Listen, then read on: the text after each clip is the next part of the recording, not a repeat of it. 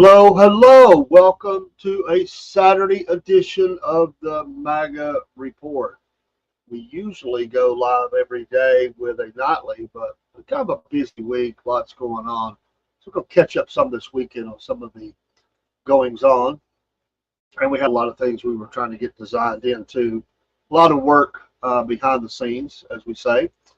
I hope everybody is well, having a great weekend, enjoying this uh, great Saturday. I was going to say beautiful. It's been a little rainy, but hey, rain's beautiful too. Uh, Dave the AM, aka the Cornbread Man. Hey, don't forget, Patriot Mobile is your destination for your cell phone providing needs. It's a great company. I wouldn't say that if I didn't believe it. They are absolutely amazing. We'll play a commercial in a little bit for them. We've been in contact with them this weekend. They do watch sometimes the streams, and we appreciate them checking on us and making sure we have what we need. They provide everything we need in this partnership. All we add is our own passion and the time, and they're just an amazing group. We're excited to be a part of the Patriot Mobile family. You can keep your same platform now if it's T-Mobile or Verizon or AT&T, and actually you can swing between different ones depending on what works best for you in the area you're at. They also have a great referral program. They just started in June. $50 off your bill for every referral, or $50 towards the purchase of a new phone each and every time you do that. Also, if you use promo code Cornbread, which is our promo code, you're going to get the first month free. Then in addition to that, they're running some specials right now to even get the activation fee locked away. Amazing time to join. Make the switch today to Patriot Mobile. And it's not just a company. This is not just about business, although sure it's business. This is a company that is America first. They put it right out there. They don't hide. They stand right behind the First and Second Amendment. They are pro-life. How many companies you see standing for that today? And they have no problem. In fact, they are proud to talk about their faith in the Lord Jesus Christ. Only business meeting I ever had where Jesus was front and center, and that was a blessing. They're amazing. They love the country. They love the history. They put out reports through the week. Looks like Mammoth Nation, another great affiliate that we have. Mammoth Nation, where you get all those great deals going through their portal into these other America First valued companies where we spend money here first. You know, somebody tried to accuse us of promoting communism. What a loon.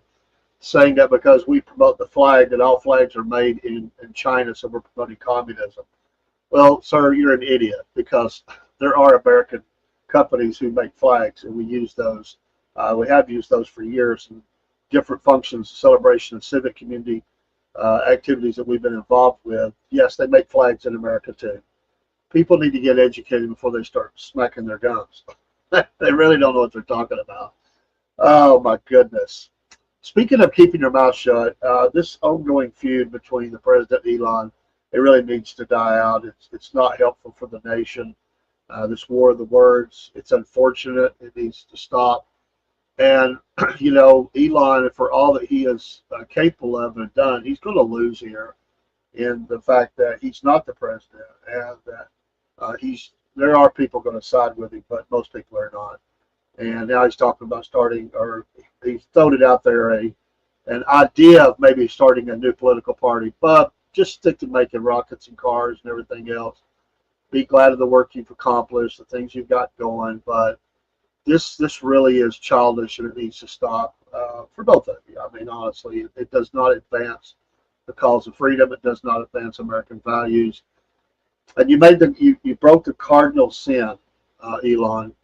Never tear down the emperor. Never do that. You can say things behind the scenes. You can have your own personal opinions. You can even express those to the emperor, but don't go, don't do that. You don't do your boss that way. You don't go and publicly tear them down. You just don't do it. And you would think a person of his ability and education and intelligence and the things that he can do is pretty amazing. You would think that he would get that. But humans are humans. We make mistakes.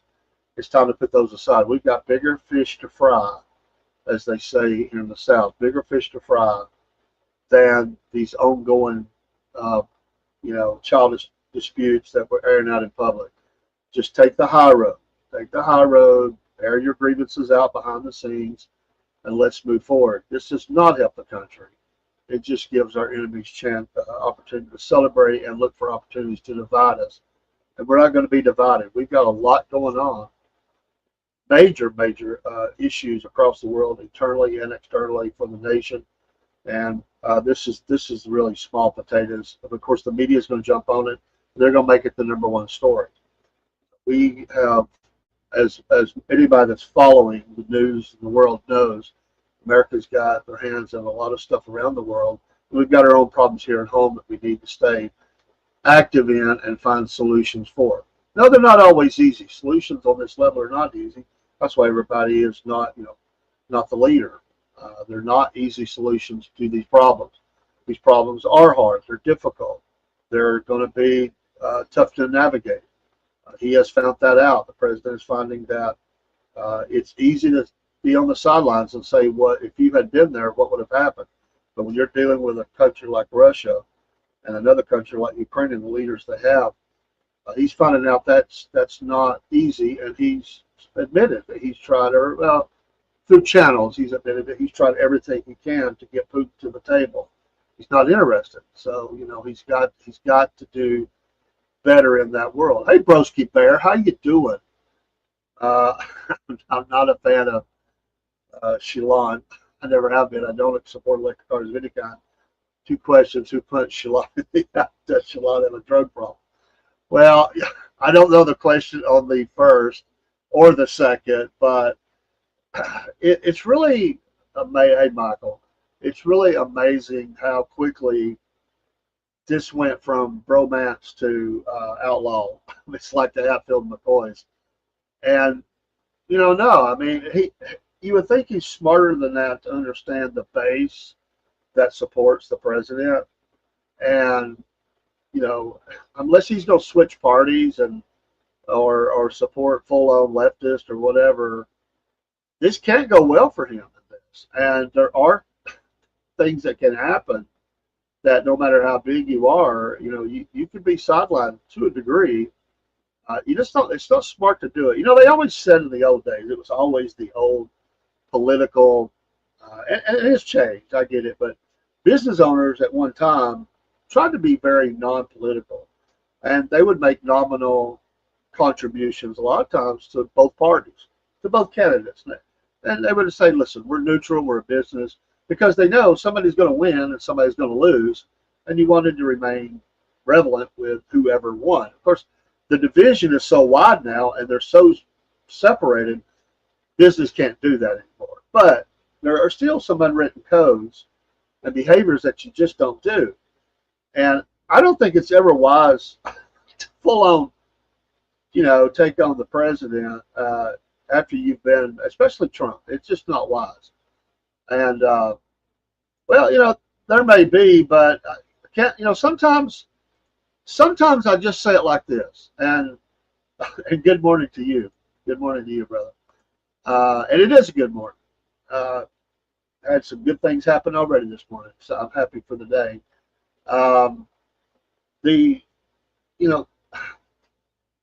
When you talk about human beings, and we know we make failures. And even the smartest and the richest and the most powerful, sometimes they just get in a temper tantrum. I mean, yeah, there could be some stuff going on behind the scenes, but they just don't like it. I mean, have you ever, I've had it happen. Let's face it, in my life, there's been times where I got caught up into disagreements and I let my temper get away with me.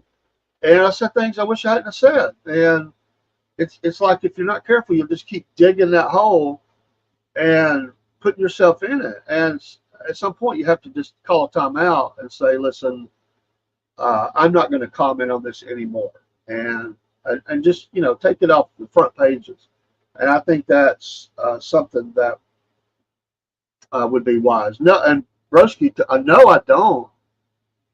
From what I understand. I don't like every part of it, but I understand the long run, and I get that. There are things that concern me about it. But the one thing about it is the president is the president, and the party should support him unless they go off the rails. Um, you know, he has a plan. He's been successful before, and he has invigorated the economy before. And he has set up trillions of dollars in deals. I'm going to trust his judgment on this and his people to get us where we need to go. We're already in a deep hole anyway. I mean, yeah, sometimes you do have to do things you don't like to get where you need to be. Uh, it's risky, I think, but there are lots of parts of it I like. There's some I don't. I think that's probably the way it is with every bill. There are parts of a bill I don't like.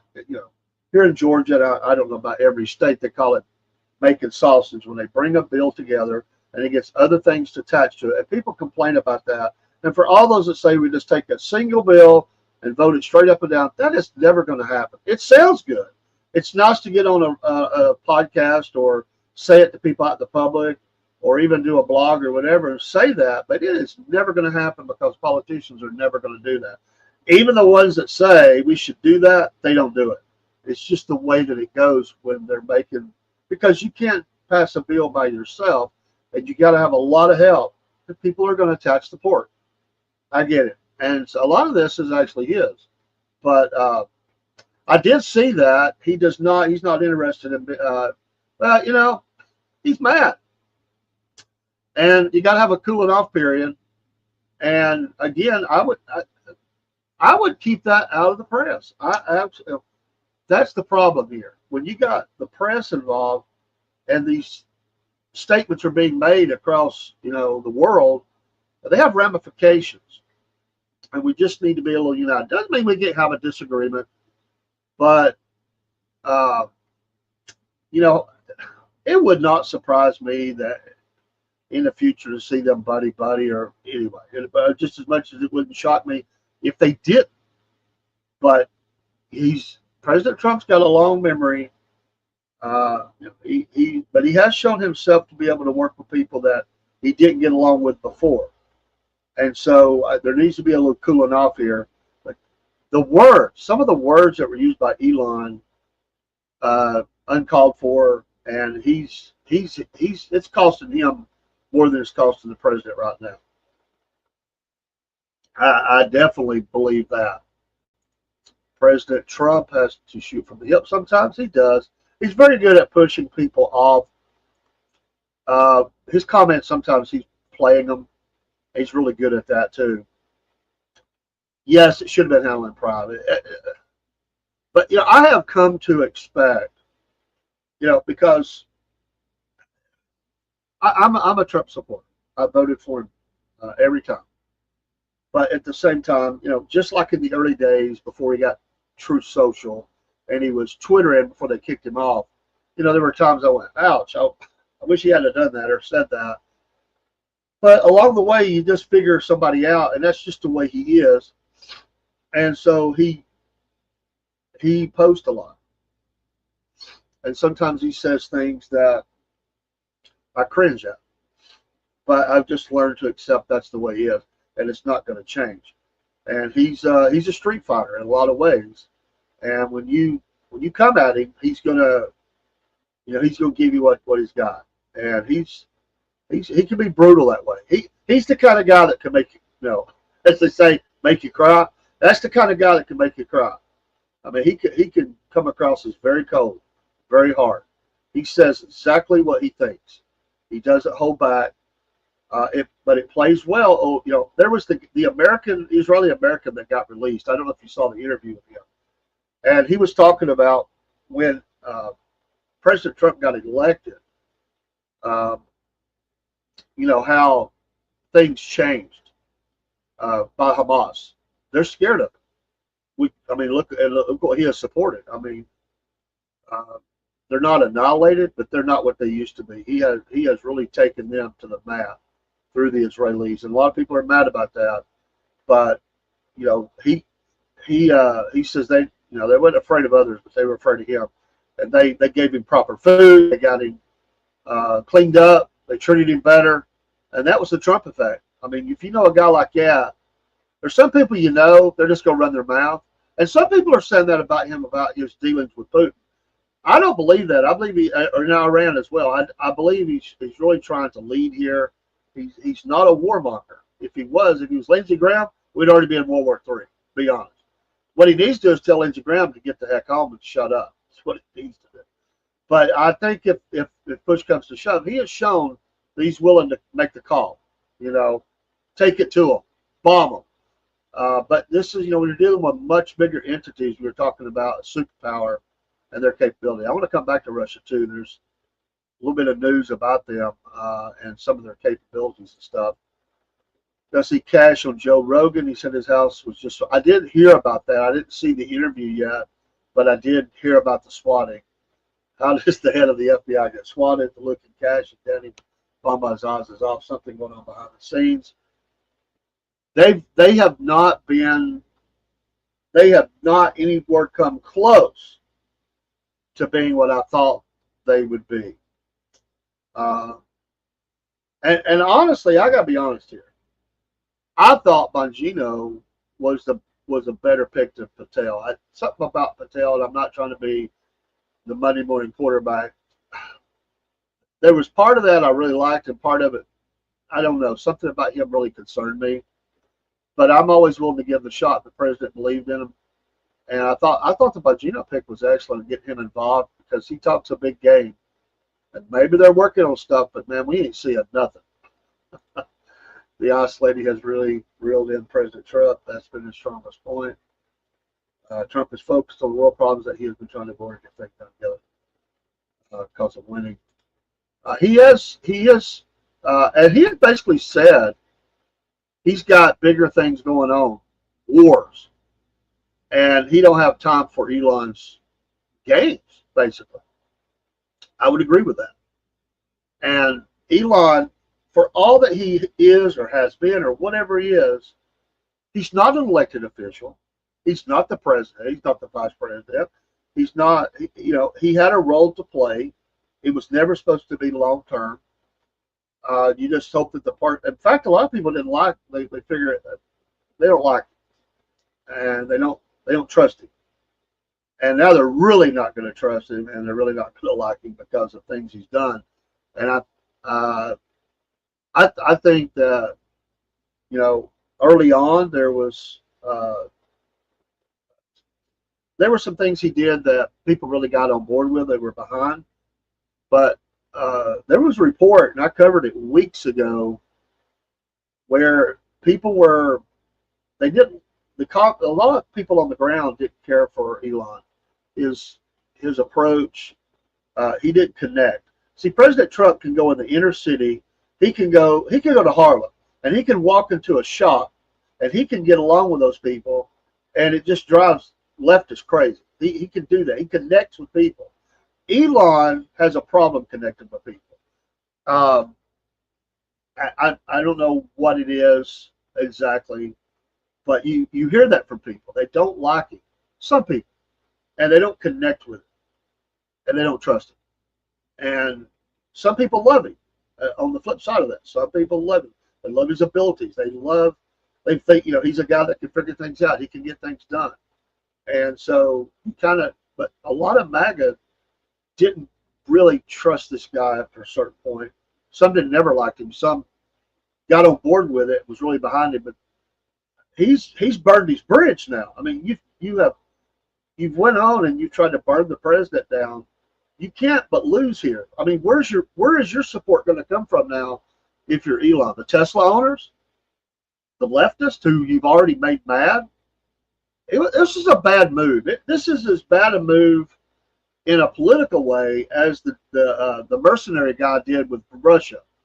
I mean, you had all the support and you turn on them. And it won't end like that because there's certain people not elected right now, or it would. To be honest, you know what I mean. But we knew that guy's days was numbered when he went against the emperor there. And it's the same thing here. And now he's wanting to, play nice. Well, Trump says, "Oh no, I don't need to talk to him right now. I got bigger things going on. I got wars and such as like that to deal with." He's just going to let him swim in his own mess right now, and it's not good for him. Now, again, there'll be some that will buddy with him. And I heard a great thing the other day, and I kind of used it here recently in a sermon. And I think it was T.D. Jakes spoke about it. and it was great. I was listening to it with a friend of mine at work. It's about 15 minutes long, and he said, "I really want you to hear this." And it talks about confidants, constituents, and comrades. And just real quickly, confidant is someone that'll be there with you all the way. They're there for you. They care about you. We might call that the best friend, the confidant. Somebody you tell something that they will never share. They'll take to their grave. You don't have many of those in your life. The constituent will go with you as long as you are going the direction that they want you to go. You can get something for them. If you change course or you have fulfilled what it is they're looking for, they're going to move on, because now you don't offer what they wanted or what they needed. You've changed, or the situation's changed, or it's fulfilled and now they have a new mission or whatever. Then the comrade doesn't like you. The comrade will use you against a common enemy, and when the common enemy is done away with, then they're done with you, because they never liked you. They were never there for you. The only reason they were there is because they were using you to help defeat something that they don't like. They don't like you just as much. They're a comrade. I thought it was a very nice little thing you put together there, and there's a lot of truth in that. And when you look at Elon now, who's he got? Who does he really turn to? Maybe that's why he's talking about establishing a new political party. Well, come on, Bub. That's been tried before. And I know you're a billionaire, but MAGA's not going to support you, man. And the true left is never going to support. They don't like you either. So you're going to take in what? The independents, or people that are non-affiliated, or people that just are just followers of you? Who do you pull into your support base? I just don't think that's not a wise move. It takes years to cultivate some stuff, and not everybody can do that. I mean, the Tea Party had a nice kickoff, but it wasn't sustainable. MAGA's different. MAGA is very sustainable. It's not just President Trump, although he's attributed with that movement. It will continue to go on when he's off the scene. That will live on. I really believe that. What I've seen, Elon started with Scott Bassett, and it was the match that started the fire. Yeah, and now it's a full-on flame. Elon is a tech nerd. He's socially awkward. That's true, too, and he doesn't connect with the hard-working, blue-collar Americans. He just doesn't connect with those guys. And it is awkward. He's just odd at times. I mean, it's really strange. He didn't even feel comfortable.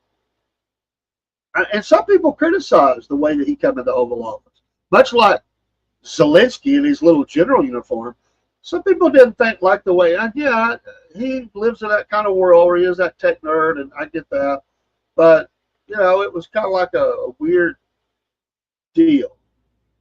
I just never felt like this was a long-term partnership. In fact, to me, from the very beginning, it felt kind of icky, kind of weird. And I don't know. You never heard me really promoting Elon. I would cover Doge. I would cover what Elon's doing. If you will look back, I didn't go against him, but I didn't really promote him either. I just covered the stories. I've never really cared for the guy, to be honest. I tried to give a chance, but in some of the things he was doing, the president didn't have anything to do with, and some of the things were Doge that he was driving. They made massive mistakes. They were traveling way too fast. They did find a lot of savings, but at the same time, nothing's been done. They just fired a bunch of people. They just laid them off, fired a bunch of people. Sometimes they had to bring those same people back because they fired the people that could do the job that nobody else could do. I mean, it's very well known that they ran off all the the people that handled the nuclear, a lot of the nuclear, and they had to make an emergency call to get those people back on the job. Thankfully, they came back. It was a bad move. It just didn't work. And a lot of people had this argument. We hired you, President Trump, to lead the nation. We didn't hire Elon Musk. We hired you. We elected you. We're supporting you. They're willing to give Elon a pass if the president's saying, Okay, I want to use this guy. He can be helpful to the nation. Da da da. But a lot of MAGA never liked nor supported that move, and now it's full on going to be hatred by many. And you're seeing that shellacking he's taking in posts and comments online. This guy he's burning bridges. And, when you're that rich, I guess you can build some new ones. I'm not going to say he can't be relevant or nothing like that because he's he is who he is. But at the same time, if you think you're going to take down the emperor, you think you're going to take down the president, I'm going to say emperor in that sense. You think you're going to take down the leader, you are sadly mistaken, friend. And it's gonna cost you. I I have thought for some time that he has lost some money. They blamed it on him up in Doge and everything. I also think that there may be there's a what nobody wants to talk about is there's been a cap out on the Teslas. Sales are down. They had a big push. They did have some. Sure, they had those subsidies and stuff that was going on, which the president threatened to remove. And see how you like that and da da da. I don't think they'll fully do that, but who knows? But it's at some point you saturate the market so much that it's hard to go up, and you have to find new ways to go up. You're always going to have those people that love the Teslas and the cyber trucks, all that, which I think they're ugly. But thank you, Gary Blaze 14, for the follow.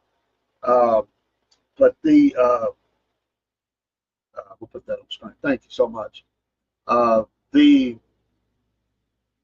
cap on that has to be much. I mean, there's already been a slowdown on some of the factories that were being built in Georgia. In fact, one has not went forward yet.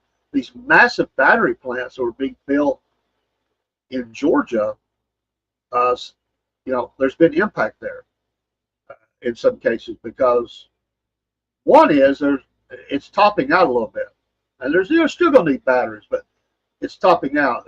The growth model was not there like they thought it would be. But secondly, the mineral part, getting a hold enough of the materials, and hence why they're trying to make these mineral deals. It's getting tough to get some of that stuff. And technology is going to move and change, and they'll find ways around that probably. I'm sure they will. And Elon's the kind of guy that can do that, and they're getting better with that stuff all the time. But a lot of people believe that this has grown too fast, and so it's just a softening in the market. And overall, it looks like strong sales, going forward. But they did so much so fast, it's just saturated, and so that's impacted. So if he's lost money, I mean, and yeah, it's a crazy market. There's crazy stuff going on in the world for the stock market, the tariff effect, and inflation, and all the different things are going into a market, a global market that is not predictable right now as much as you can predict something like that with sanctions being put out there. Speaking of that, when you go back to Russia and these planes that were hit, by the way, Zelensky was not accurate. Even leftist media is now reporting there wasn't as many planes damaged as he claimed. It now looks like they hit about 30, but about 22 of those really suffered damage. 10 to 12 fully out of operation probably. But it has impacted the Russians, there's no doubt. And it was an embarrassment to them. But the numbers were a little bit inflated, that Zelensky said. But they did do some damage, and they don't have a quick fix on some of the replacements. The Russians are behind, and these were older planes. Some of the next generation bombers, they're being built, but they're not being built but about 4 a year, and in some cases they're still design phase on even the next generation.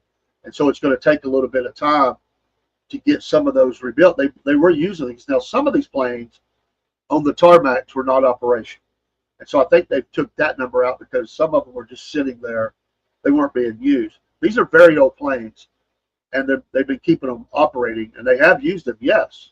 And so it does impact that way, not to the numbers that he claimed, but they've lowered that a little bit.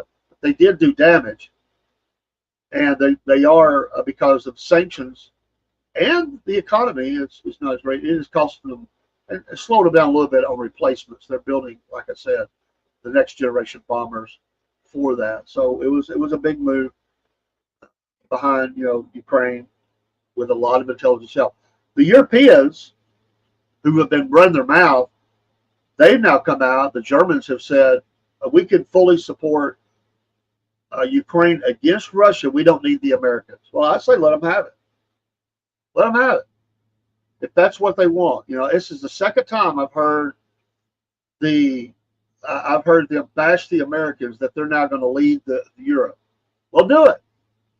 And because if you're not going to stop pushing, this war is probably not going to go anywhere anytime soon. I had hoped that we could get to a ceasefire, as ugly as it was going to be. Doesn't look like that's going to happen. Zelensky's never going to back off. And until he's gone, there's no hope anyway. And Putin knows he's probably going to get everything he wants if he just hangs in there, no matter the cost. And he's lost a lot of soldiers. I mean, the casualty rate for both sides is exceeding 1.4 million death and injured. It's brutal. But the Russians have more to put in the field than the Ukrainians do. Even if they are bringing in North Koreans, they still can afford to do that and put those in the field. So it's going to keep going on. And I'm not saying we shouldn't do what we can diplomatically to help, but I do not want American resources put in the field. I do not want to see any kind of American our Air Force over Ukraine. I don't want to see boots on the ground from our military. If the Germans and French and the British say they got it, you got it. It's on you. So they're not wanting to back off either. And so let them do what they're going to do. The Ukrainian strike took out some bombers, but it's more of a PR move, about to have peace talks. Well, not anymore. Also gave the Western media something to prop up. That's an excellent point, and one that I fully agree with. It wasn't as massive as they said. And yes, the timing was absolutely planned. With Lindsey Graham there, they weren't going to make peace. That was a joke of a meeting. It was never going to happen. And the meeting only lasted a little over an hour, and they were out. They agreed to swap some injured and prisoners of war, equal 1 for 1, whatever that number is going to be. But it keeps it in the news. It probably got and here, as soon as that strike was over, Ukrainian officials were in America asking for more money, more resources, more help. It's funny they came to America. Well, I thought the British, French, and German officials had your back. Why are you in America asking for that? Let's just tell them the bank account's closed. And you're right on this too. I don't believe the casualty numbers out there in the media for either side. Nobody knows the actual amount. No, they don't. They really don't. Nobody knows the amount of kids. It's a total guess that have been taken out of Ukraine into Russia. Nobody knows the number. Everybody says it's at least 20,000, but I've heard it could be over 120,000. Nobody knows the number, and not even the Ukrainian officials. The organizations that are helping to try to get the kids back, they say they don't know. There's no good hard data. They just know that these areas were overran. They don't know if the kids are dead or taken alive. In some cases, they've been able to give out 400 back, 400 kids. And really, that wasn't even the organizations. That was parents. God bless moms and dads, especially moms. These moms found out where their kids were, went into Russia, and went and got their kids. They found them in camps and stuff, and they told them, I want my kid. That's my kid. And they got them back, 400 of them. God bless them. But there's thousands more. Some of those kids are in camps. Some of them have been given to Russian families to raise.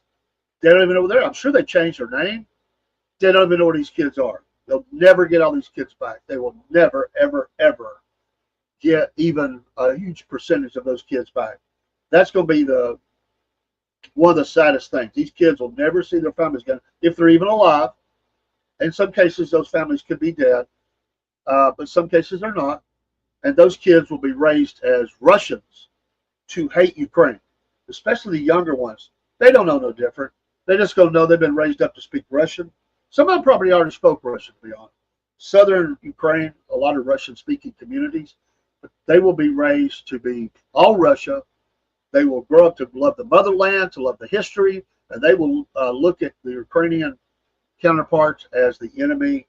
And one day, if this war keeps going, we'll fight against them. It's crazy.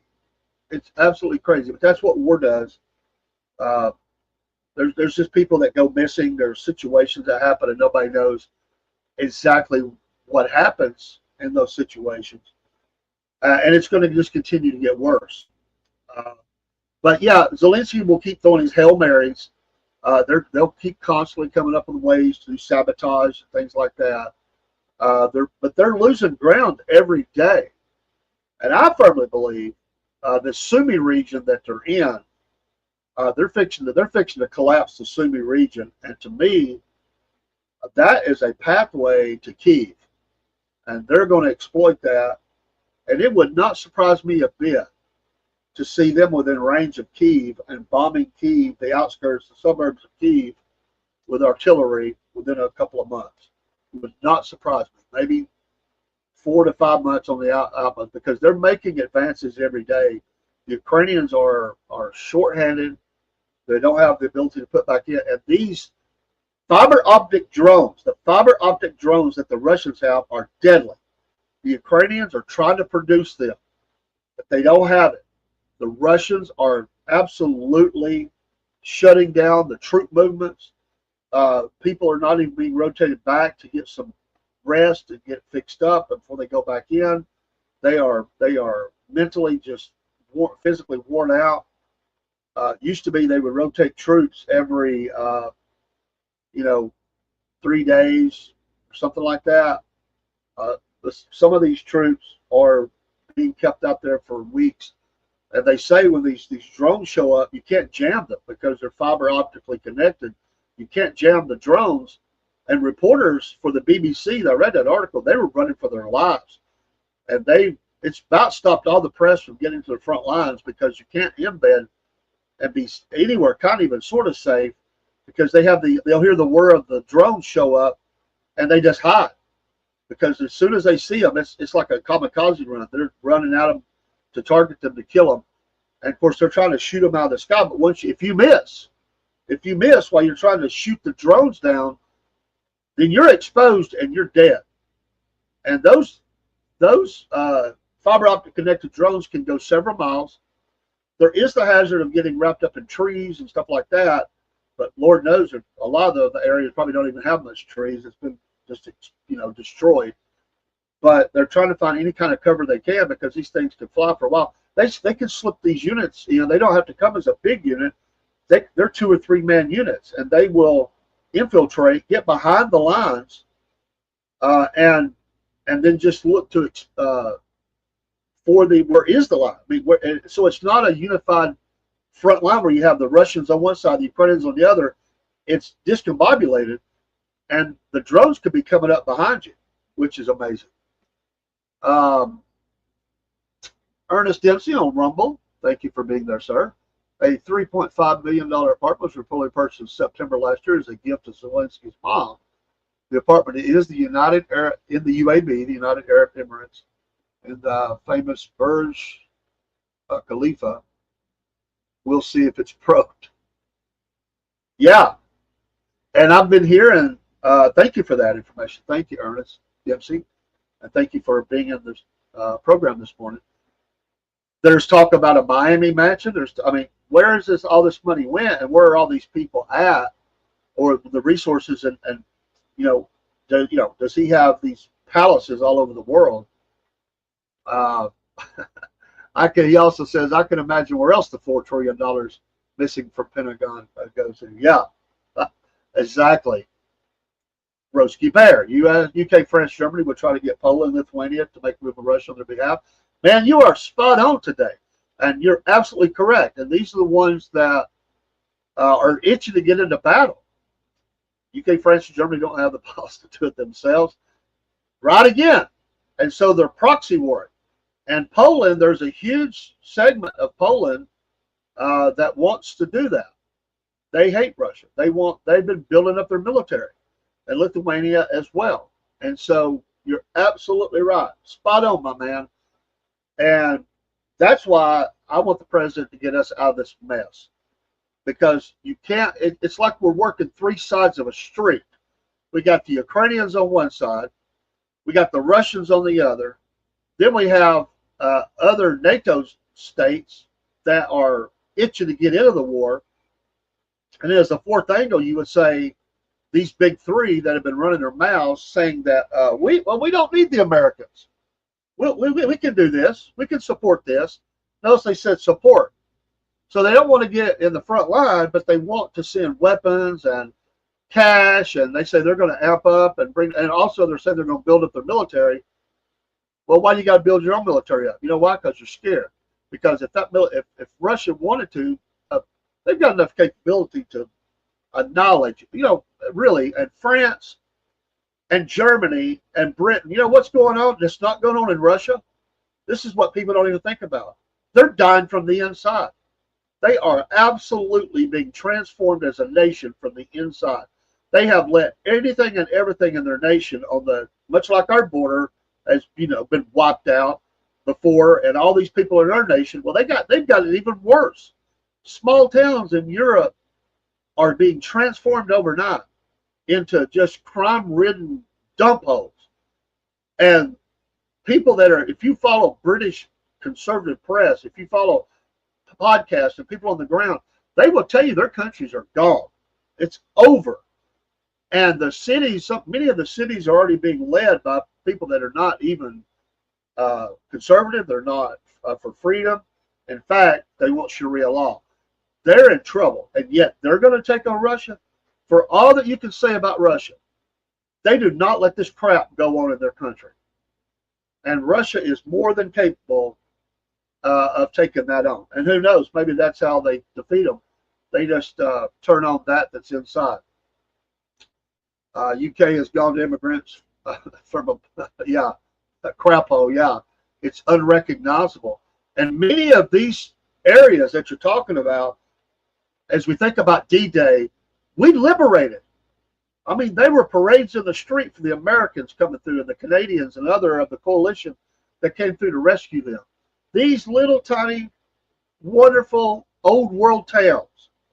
You know, when you think about England and you think about those little English villages and towns, it's over. They have been overran. The people are living in fear. The kids can't walk to the bus or to the school. The women are under attack. They're robbing and raping and pillaging their communities. And here's the worst part. That's bad enough. The English leadership refused to admit it. In fact, they try to cover it up. The press runs cover stories for them, and nobody's trying to do anything about it. And that's what was happening in America. And that's what we're doing right now with getting these people on planes and getting them out of here. And judges, you better back off. The president has a right, and I say, President, this is an emergency situation, and I say keep the planes running. Judges, whatever. I don't care. Do it. Just do it. It's an emergency act. We got to get these people. They're no good for America. We got to get them out of here. That's what the English and the French and the Germans won't do, and their countries are becoming crap holes. And these are the people that's going to take on Russia. Putin has to be sitting back laughing, absolutely laughing. Well, you know, maybe they did, brother.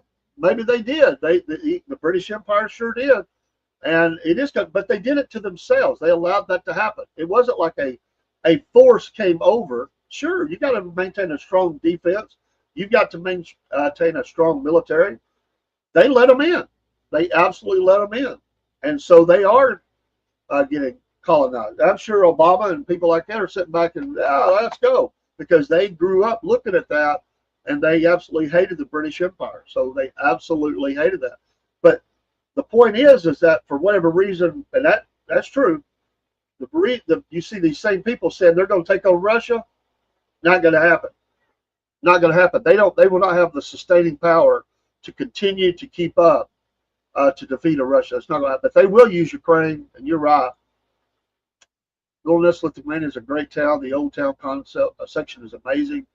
It's the largest surviving medieval town in Northern Europe. Most cafes per capita of anywhere in Europe. Awesome. There, you can take a train. It's really amazing. Europe's amazing. You can take trains and you can go from the very civilized, and as you travel, it's like going back in time.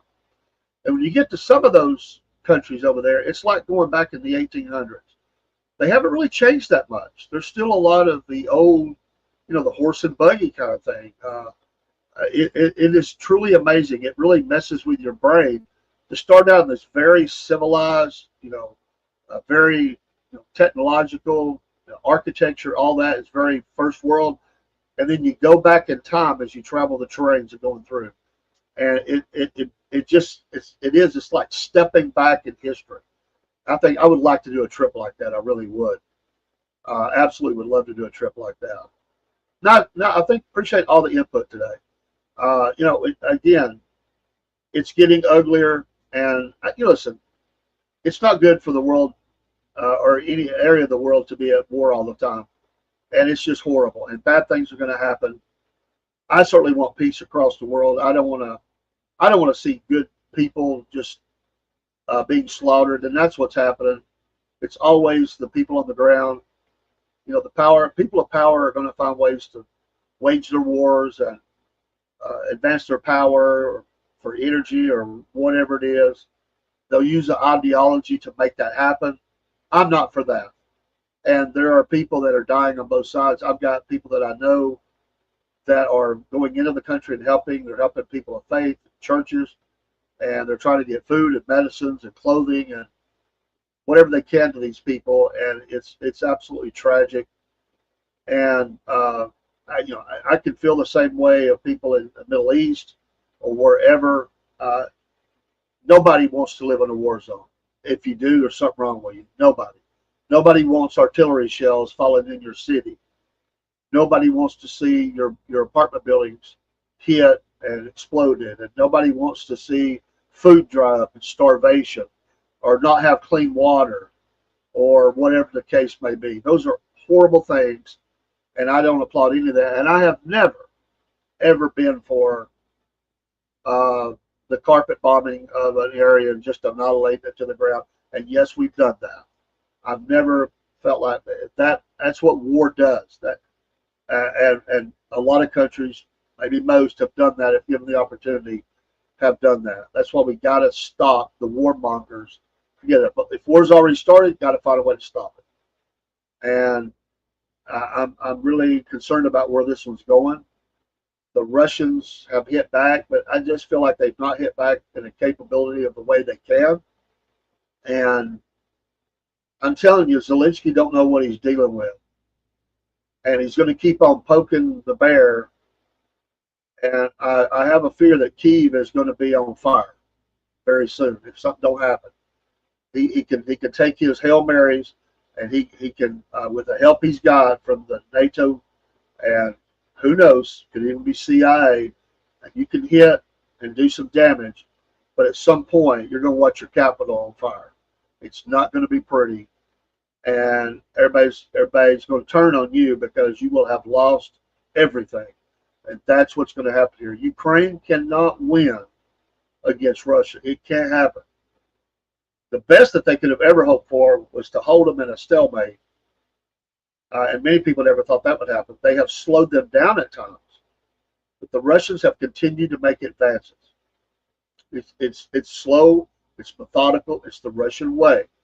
They surround the town and they annihilate. They just bombard it day and night, and they destroy every structure in town. There's nowhere for the people to live. They flee. The Russians advance. It's slow because the Ukrainians are really putting a lot of mines out. And so they have to be careful, but with the use of the drones, they've got they own the skies. Now they did say today they brought down a Russian plane, so they do have times where they knock down helicopters, warplanes, but overall they're not. That's not going to be effective to do that, and you're going to see you're going to see the continued destruction of Ukraine. I really am amazed. I have to say this. I'm going to take a quick break. We'll play a Patriot Mobile ad. I'm really amazed that they've been able to hold on to Odessa. And I don't have I think I'm not sure why Russia hasn't paid that much attention there, but that has kept the seaport open for Ukraine to get grain out. They've even made deals with the Russians for those ships to pass. That's interesting to me that they have kept Odessa what didn't fall. There were some attacks there, but not to the level of Mariupol and other places. And it's just kind of amazing to me. I don't know the reasons why. If somebody could enlighten me of why that is, I really felt like that they would totally isolate as much as they could from the sea. And Lord knows, Ukrainians are pretty good. I took down a couple of warships or cargo ships, a couple of warships early on. Of course, that was using probably Elon Musk's technology to pinpoint and guide those drones in. But I really am amazed at that. I really am amazed that has been allowed to stay active. It's quite complex. There's a lot of parts to it. I believe, and I have read, that the Russians are rebuilding those areas. They're not going to give them back. They're rebuilding apartment complexes and structures in southern Ukraine, which will now be, I guess, Western Russia. It'd be the buffer zone between the true Russian border. And they're building apartment complexes and grocery stores and all that stuff so the people have a place to shop and live and all that. It's not going back into Ukrainian hands. That's not going to happen. We'll be right back. God bless you on a Saturday morning. God bless the USA. We appreciate you for listening this morning. We'll be right back. Hey, folks, Dave in the AM here for the Southern Fried Podcast and the Cornbread Nation. Hey, we appreciate your support of the Southern Fried and all that it does. As you know, we recently partnered with Patriot Mobile. We could not be more excited to be a part of any affiliate. We love all our affiliates. Patriot Mobile is a cut above. They're so awesome and love America. And I tell you what, they've got some special recognition coming that we want to honor and give you, again, the information that you need to make the switch that will help yourself, help America, help a great company, and you help the Southern Fried. You know, as Patriot Mobile, who loves the country, as we all honor D-Day, we remember the extraordinary bravery of the American heroes who landed on Normandy's beaches to secure the freedoms that we enjoy today. Their courage echoes in the service of our military, veterans, and first responders.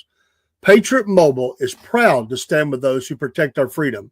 As America's only Christian conservative wireless provider, we do not only offer reliable nationwide coverage on all three major networks, but we also support veterans by donating a portion of every customer's bill to organizations like Folds of Honor, Tunnel to Towers, Soldier Strong, Carry the Load, Warrior Rising, and more. Switching is easy with our 100% U.S.-based customer service team. You can keep your phone, keep your number, or upgrade, and get connected right from the comfort of your own home. Every call you make supports those who have given so much for our country. Make the switch today. Use that promo code Cornbread, and you will be glad you did. You'll be supporting, again, a great American company. You'll be supporting the Southern Fried, and yes, our heroes. God bless the American soldier. God bless America. And yes, God bless you. Thank you so much. Hey, Southern Fried fans and your Cornbread Nation. Well, yeah, that's right. We're going to advertise for Mammoth Nation. To all proud Americans, we call attention to these thoughts. Are you tired of woke corporations that don't align with your values? I know we are.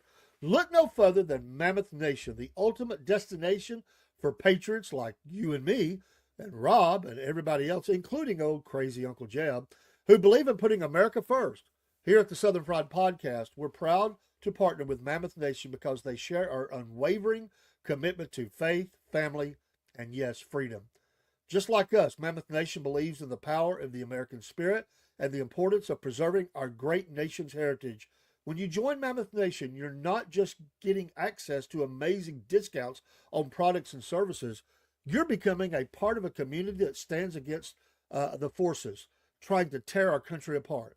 From supporting veterans and first responders to promoting Christian values, Mammoth Nation is the go-to platform for conservatives who want to make their voices heard. So what are you waiting for?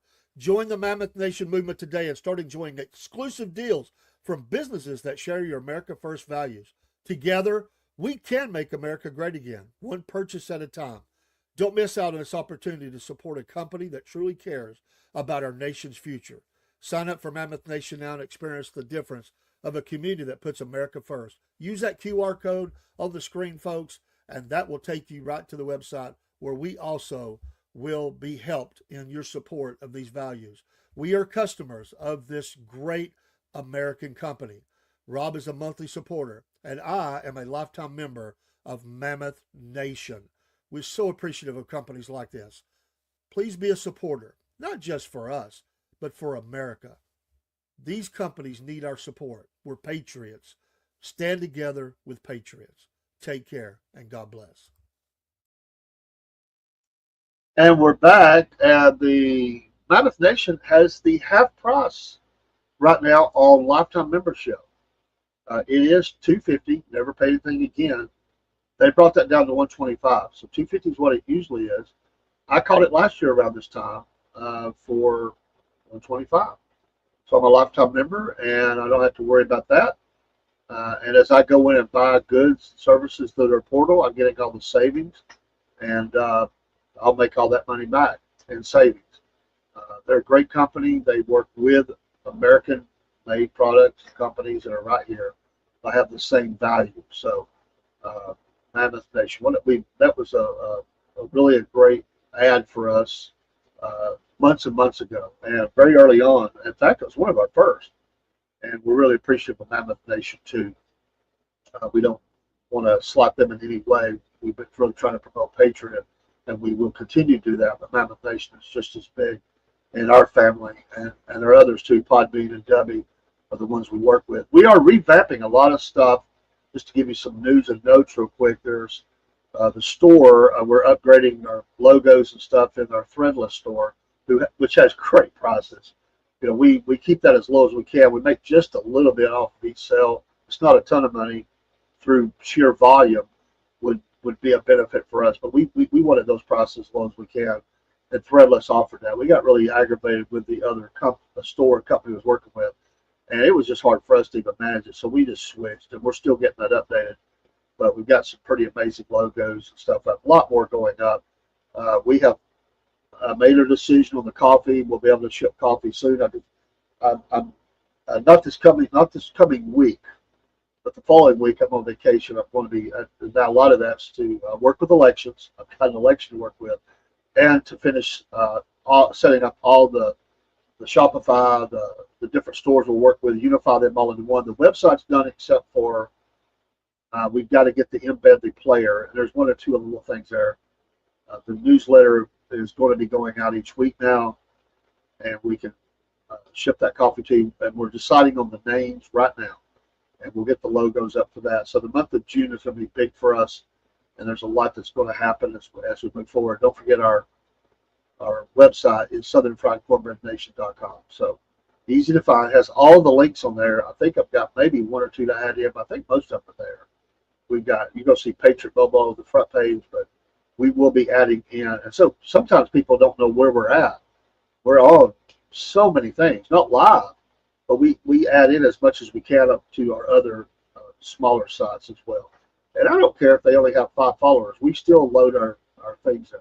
Plus all the audio sites. And we're excited to be a part of that.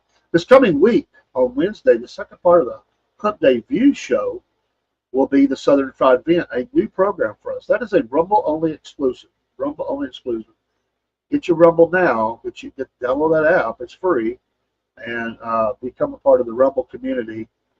We will continue to do everything we do here, but we will also have Rumble-only exclusives.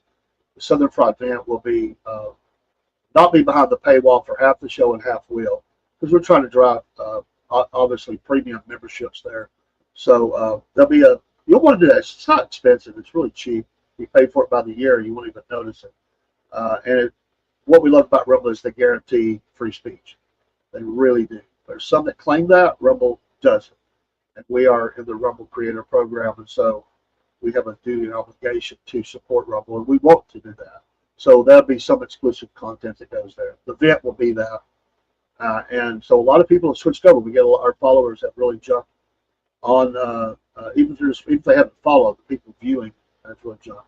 It's a great community of podcasters. We're friends with so many. We're becoming friends more all the time, and they've been great to us. They've really helped us along and continue to do that. And I can't say enough good things about the platform.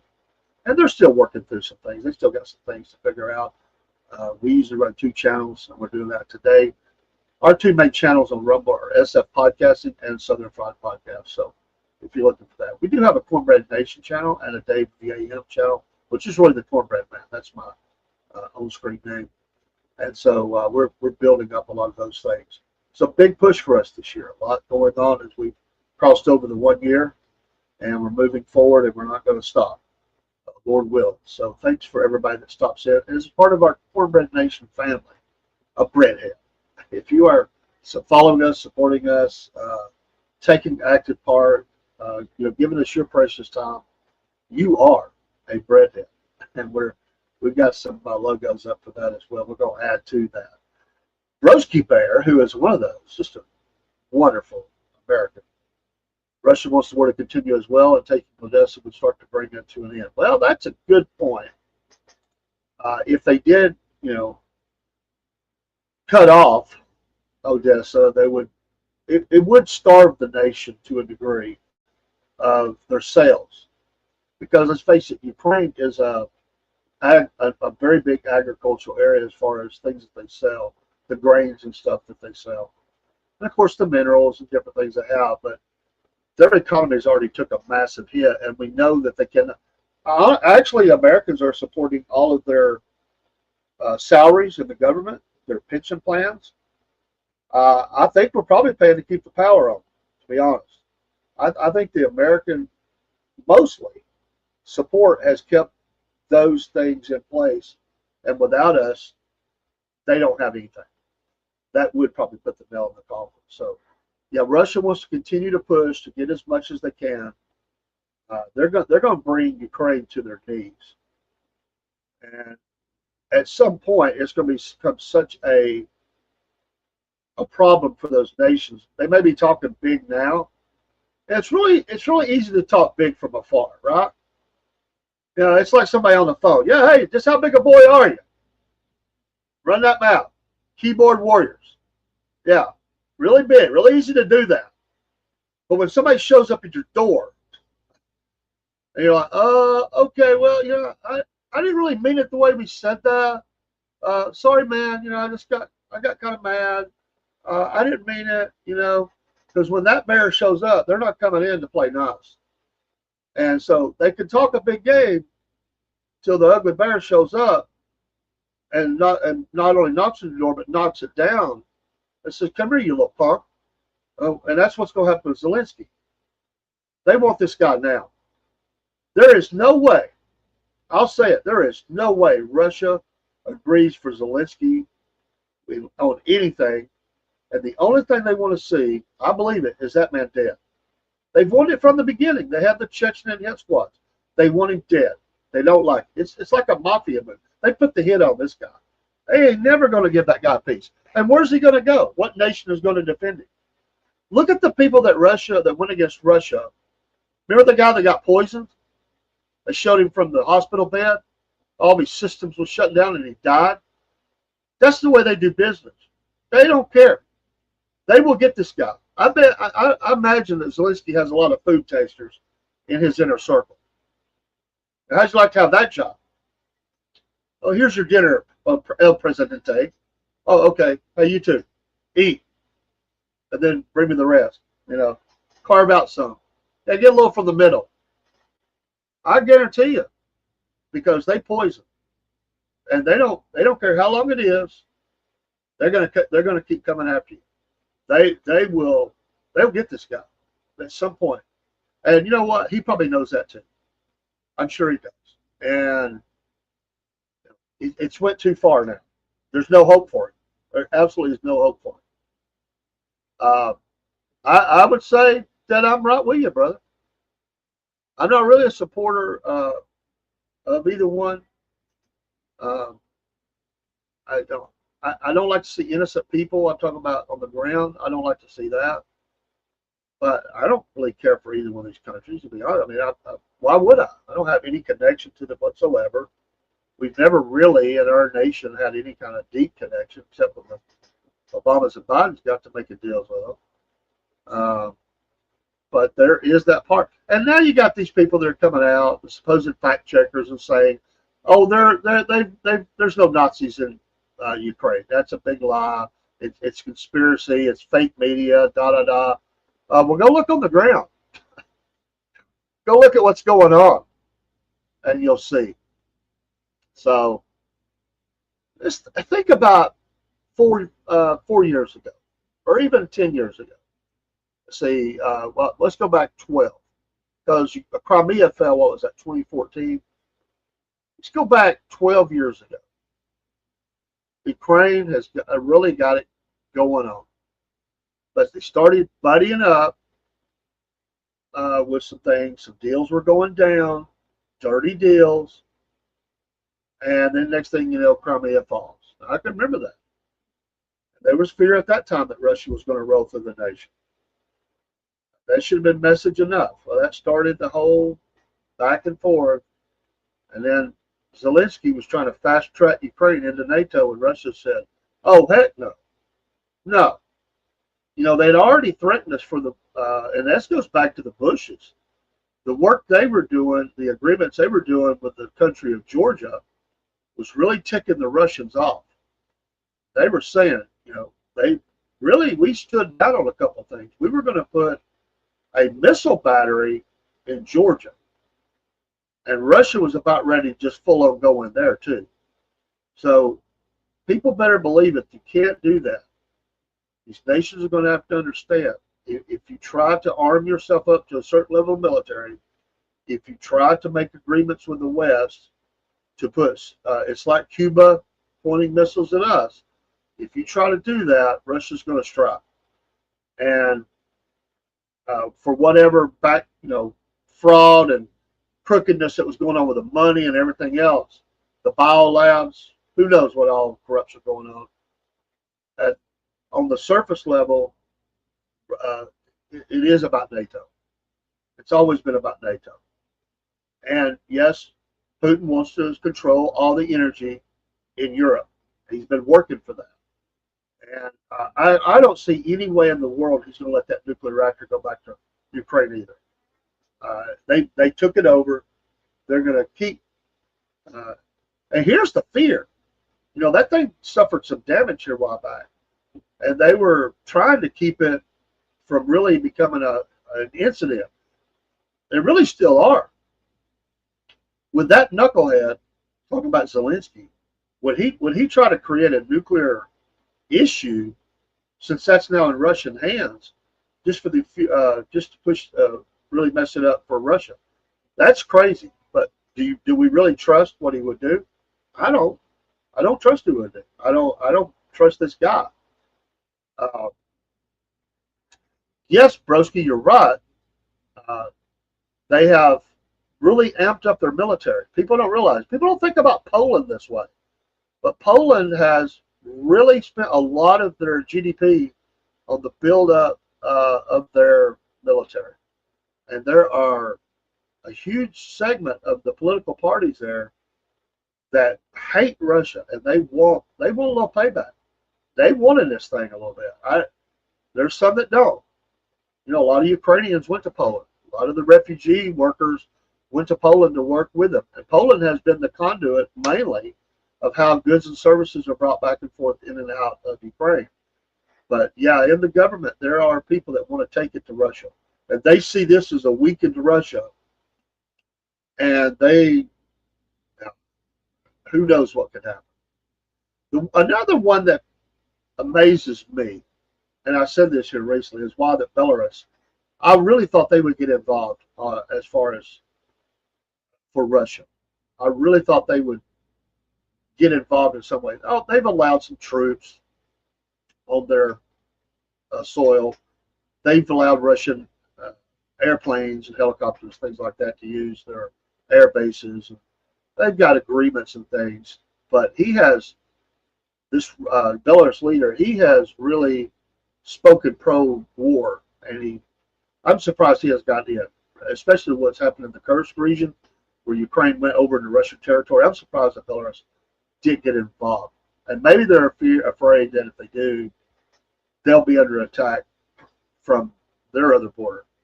This thing could really explode. But I have to think that Putin told them to stay out. I mean, he's bringing North Koreans in. Why he would tell them to stay out, I don't know. It's just a guess. I really don't know. It's one I've been watching. I really thought this guy would get involved. Big old fathead. He wants to be in this battle so much. I can't think of his name. The leader. You saw a lot of him early days of the war. He's not really been out there as much, or at least it's not reported as much. I'm not saying he doesn't get in the press, but our press picks and chooses who they want to highlight. But there are fears by some of those former member states and some others as well that Russia's going to violate. They've actually closed the border at times to the Russians, which really angered Russia because they're afraid of what may happen. But there's no way that some of those can hold Russia. I don't think they're going to steamroll across. Who's to say? Who's to say? Wars get out of hand, don't they? They get out of hand. People get sideways really quick, and it just goes to an area that, I mean, remember Nazi Germany. He even said, "We're not going to invade you. We got agreements." That was always going to happen. And isn't it amazing now we're back again, and the Germans are saying we can support Ukraine in this war. Wow. Poland's new president, Karl Nawrocki, is a conservative, only 42 years old. Interesting. What is their party system, Broski? Is it two main parties or three, or is it like Israel that has 27 different parties and they're trying to get a coalition? How does that work in Poland? What is their political, for lack of a better word, I don't know what they call it, Poland, their Congress made up of, like we have mainly Democrats and Republicans here, some independents, and there are other smaller parties that try to get on the table. They're not big. Green Party as well. I was just wondering what Poland, I've never really studied their political system in depth, but it really is. They've upped up. Now, there's some, England says they're going to build their fighting force to the strongest in Europe by 2035. A lot of military buildup. Lots of it. Germany's built submarines and sold them to Israel. Kind of an interesting dynamic. Crazy stuff going on in the world. You know what? Can't we all just get along? Oh, then you have the China effect, Ukraine. What's going to happen there? Some say that's they're hoping that this all just blows up to the point that while our attention's really focused on Ukraine and Middle East and whatever, that China would hit Taiwan. Can you imagine if that happened? My God, what would it be like in the world if that scenario was to happen? I've seen battle plans of how they believe the Chinese are planning to hit Taiwan, access points, what would be their main first attentions as far as taking over. There's some military people I've listened to that have talk about where the bases are, the naval strength, the troop strength of how many they might land, Air Force wise, whatever. They really watch this. They really pay attention to it and keep up with it. It's quite interesting. You look at Taiwan, as advanced as they are, and how small they are compared to the big China. Wow. It's not a good spot to be in. We don't like what that could possibly mean for us if we were to go to war. But we're not sitting in their back door, and we're not small. And we have, I still believe, the best fighting force in the world, all things considered. The Chinese have really tried to amp up, become more of a player around the world. We'll see. That's the one thing about it. It'll always give us something to talk about. There will always be actions off of this that we will continue to be able to focus on, because this is not going away. It's absolutely not going away. And see what happens in Europe. I don't know. You wouldn't think it would happen. Would President Trump pull us out of NATO? I don't know that he would do that, but would that not sting NATO? I mean, he's already complained about the money. Like, you better do your part, countries. And some have said they're going to step up and do more, but now they're saying things like, "Oh, we'll take the place of the Americans. We can handle this." Well, you just say, "You know what? We'll handle it. We're America. We don't need you. Go for it. It's not our war." I'm not saying he would, but what's the benefit if they're going to drag us into wars? Because they obviously are not listening to us. I mean, at least the war of the words is that they're trying to push us to the sideline anyway, because we wouldn't fully support their war. They want to see that continue. I think it's like the rest of Europe. Broski Bear says they have many parties. Navraki's party is called the Law and Justice, BIS Party, National Conservative Pro-Catholic. Is it Naroki or Narosi? Narosi is Catholic. Amen to that. It's interesting with all the liberal parties that have taken power, socialist, labor movements, and different ones that have taken control in a lot of countries, that Poland does have a conservative leader. Do you think this is why Poland's not already involved in this, that he has held back that party and those people have held back Poland from really getting involved, even though they continue to build? Don't they have, I know you said they were bigger than all the others combined. I believe they have a very large tank complement. Large, like maybe more than most. They really built up the ground forces for Poland. I don't know what their air force looks like, but their ground forces are huge. I think they have a lot of tanks. Tank warfare is still important. But now we see that drone warfare is equally as important. It can soften your enemy up from behind the lines, and you can hit strategic depots, fuel, ammo dumps, or whatever through situations like that. And you can pin down troops, and you can spot your enemy's troop movements with drones. So it really has changed. Isn't it amazing, the cameras on these things? They can show going in and the explosion. They get other drones that take pictures afterwards to show things on blowing up. It really is like a video game, but except it's real life. You've got these drones.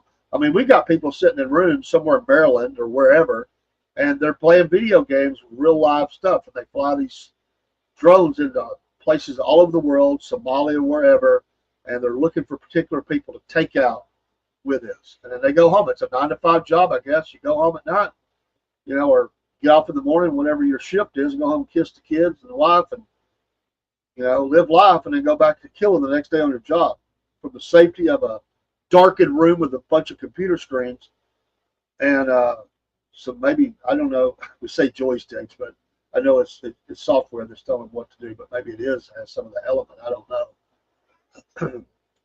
Poland has the third largest NATO military after Turkey and USA. That's amazing, man. That truly is amazing. Not that big of a country, really, if you think about it. Amazing. But, they want to make sure they're protected. We're strong.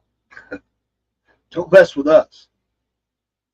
Who do they buy a lot of their military hardware from? Is it the U.S.?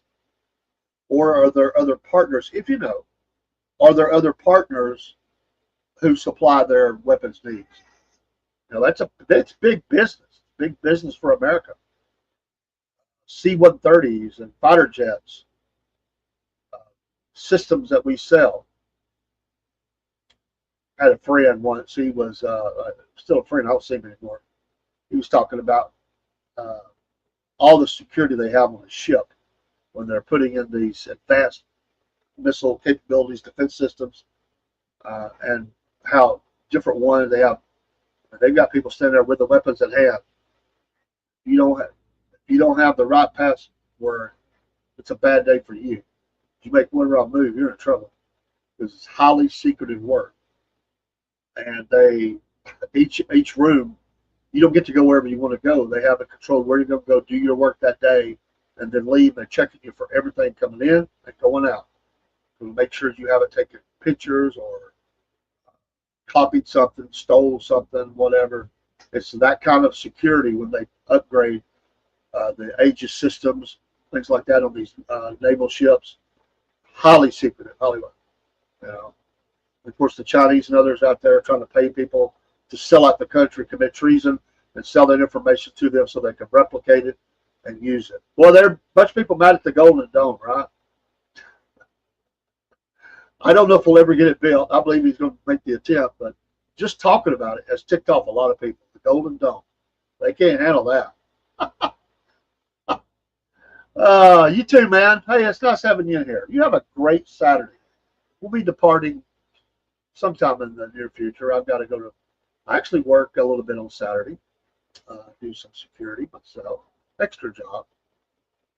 We'll be on tomorrow, Sunday morning in the Word, tomorrow night. Last Sunday night, I just did Maga report. I kind of combined that and the news desk up. We'll get the news back this week for sure. We'll be watching the race. By the way, we missed the sports show. I had to work late and just the other work schedules of my co-host. We did have an extra racing show. We're going to come back again on Tuesday with racing. And then we'll also get the sports show in. So looking forward to those. A lot of good sports news going on this weekend. We will watch the race from Michigan, see how that goes. And looking forward to partnering up with Dean and James again for those shows. Excited. On the 17th, I believe it's a Tuesday, I will be in elections all day. That's a 16-hour day, 15, 16 hours. Counting travel time, it's about 16 hours. It's a long day. Not a big election. Only 3, I think, offices own the whole ticket, 2 or 3. It's not going to be very busy, but you still put the same amount of energy in. Same hours, same everything. So that's why I'm taking off. It's a long, long day. Probably will go live that night before when I get out. I'm usually home by 10, and we'll probably do a live that night, but we won't do sports or racing on that Tuesday. We'll have to bounce that to one of the other days because of that. So it's too late for folks. They don't want to get out at 11 o'clock at night. I'd be doing a show. I'm the crazy one. I've been on here at 1 o'clock in the morning, still talking. I love the podcast. I love what we do. I appreciate all those that are here. I have quite a few in here today. God bless you for coming by the Southern Fried. If it's your first time, thank you for stopping by.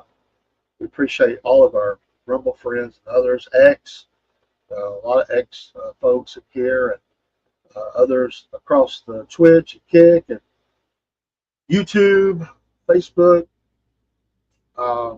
running an extra channel which we bounce some channels back and forth, personal accounts. So some of my personal accounts are running today. And if I don't see your comments, if you're making any, I'm sorry. I need to pull up a couple of them personally. I've got only so much screen space, and I've got to get that figured out. Because we're running through 2 different platforms and going out to all these different entities. But we just try to maximize our message and get it out. I want to say thank you to everybody here. I enjoyed the show last night. We got a thumbs down.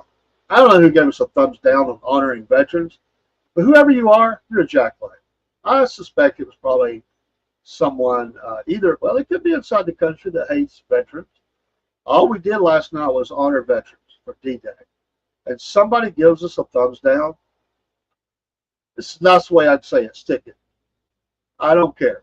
You can take your thumbs down. You know what you can do with it. And if people don't like that I said that, I don't care. I love America. I love our veterans. And what? It don't make me mad. It's just, you know what? If you're going to be like it, why even do that? Thumbs down. Come on. Really? Just don't even make a comment. I suspect they were from somewhere in the world, and they don't like America. Of course, we got a lot of people here that don't like America either. I don't care. America first, baby. You know what? America's made their mistakes too. But you know what? I love my country. Everybody wants to hold things. They want to keep criticizing and bringing up. I've said this before. I love people all around the world. I got friends all around the world. But I'm an American. I don't apologize for it. I don't have any guilt about it. I don't carry around some weight on my shoulders about, what has or hasn't happened. I wasn't here for it. It's history. I love my nation. And if somebody don't, okay, that's fine, fair enough. You don't like America, fine, but you're not changing my mind. And I'm not ashamed to promote my Lord and Savior, and I am not ashamed to promote my American citizenship. And I'm not ashamed of being from the state of Georgia. I'm not ashamed of being Southern. I'm not ashamed of anything of whatever I am. Whatever I am by the grace of God. And I am not ashamed of it at all. And so some people just got to try to rain on your parade. Doesn't bother me. If you're going to do this kind of thing, you got to have a little bit of thick skin. You got to. Or if you can't handle the heat, then, as I say, get out of the kitchen. Most people are very kind. There's always those looking to harass you or poke fun at you, call you names. That's what bans are for. You just ban them and move on. I mean, they weren't here for you anyway. It goes back to Cornbread, right? Or even worse, it's full of enemy. They're not here for you. They're not here to promote you, and they don't care about you. So, the heck with them. It's like we got people in our nation right now. They need to be got out of here. They're not here for America. They're not here to be a part of the cause. They're not here to advance the nation. They're not here to work, and they're just here to take and to hurt and to harm, and we need to get them out. And I have no sympathies about that. Move them out. Get them out of here. Does not bother me a bit. And by the way, these people standing in front of the ICE vehicles and stuff, could you at least have some kind of common sense? If you're going to get in front of a car that's going down the road, it's an official car, you got to expect at some point you're not going to be able to keep up and you're going to get run over. That's on you, Bub. You see that video? Dude's trying to run along like he's going to stop the car and trying to, people are coming up, hitting on the car and everything. At some point, they're just going to speed up and you're going down. And that's exactly what happened. You got in front of the car and you go down. That's dumb. If you're going to protest, I don't know, maybe they thought it was a Tiananmen Square and they were going to space down the tank. No, you're going down. Stupid. Don't do it. Or do it and we get a video out of it. Doesn't bother me. I don't feel sorry for them. It's like people jumping on the interstate to block the interstate, trying to people get to work, stop the goods and services. If you try to block an interstate, at some point, somebody's going to mow you down. They're not going to just keep up, just let you do that. This happens around the world, and people are tired of it. And there's a lot of fatigue with people and their causes and their protests and all that stuff. Because people want to work, most people want to work, make their money, live their life. They don't have time for your freaking games. So when you put yourself in a situation like that, that's on you. And I don't have any sympathy for them. People say, oh my gosh, they're on the ground. And you've got in front of a moving car. What do you think is going to happen? And if there's a threat perceived, first of all, you're impeding an official government action. Secondly, they're not going to just go stay and let people, bust windows out of the car and pull them out of the car. They're going to take off. And they're heavily armed anyway. I mean, it's not like you're going to win that. It's going to be ugly. But this guy's an idiot. Come on, dude. Surely you got more sense than that. And if you don't, you should. I mean, amazing. They don't play with them road blockers in Europe, some of those places. They get out. They punch them out, drag them to the side, tell everybody to go on. I'm not getting drug out of the car. You know what? At some point, you're going to become a road bump, speed bump, because I'm not going to get drug out of the car. I'm not going to let that happen to me and my family. I just been hoping around here, and that's why it happened. The police, thank God for our police around here. They don't play. A lot of things that happen around the country, even deeper down in Georgia, that's not going to work here. Our authorities don't play those games. They will take and stop it before it ever gets a foothold. And I got to give even Chattanooga a lot of credit.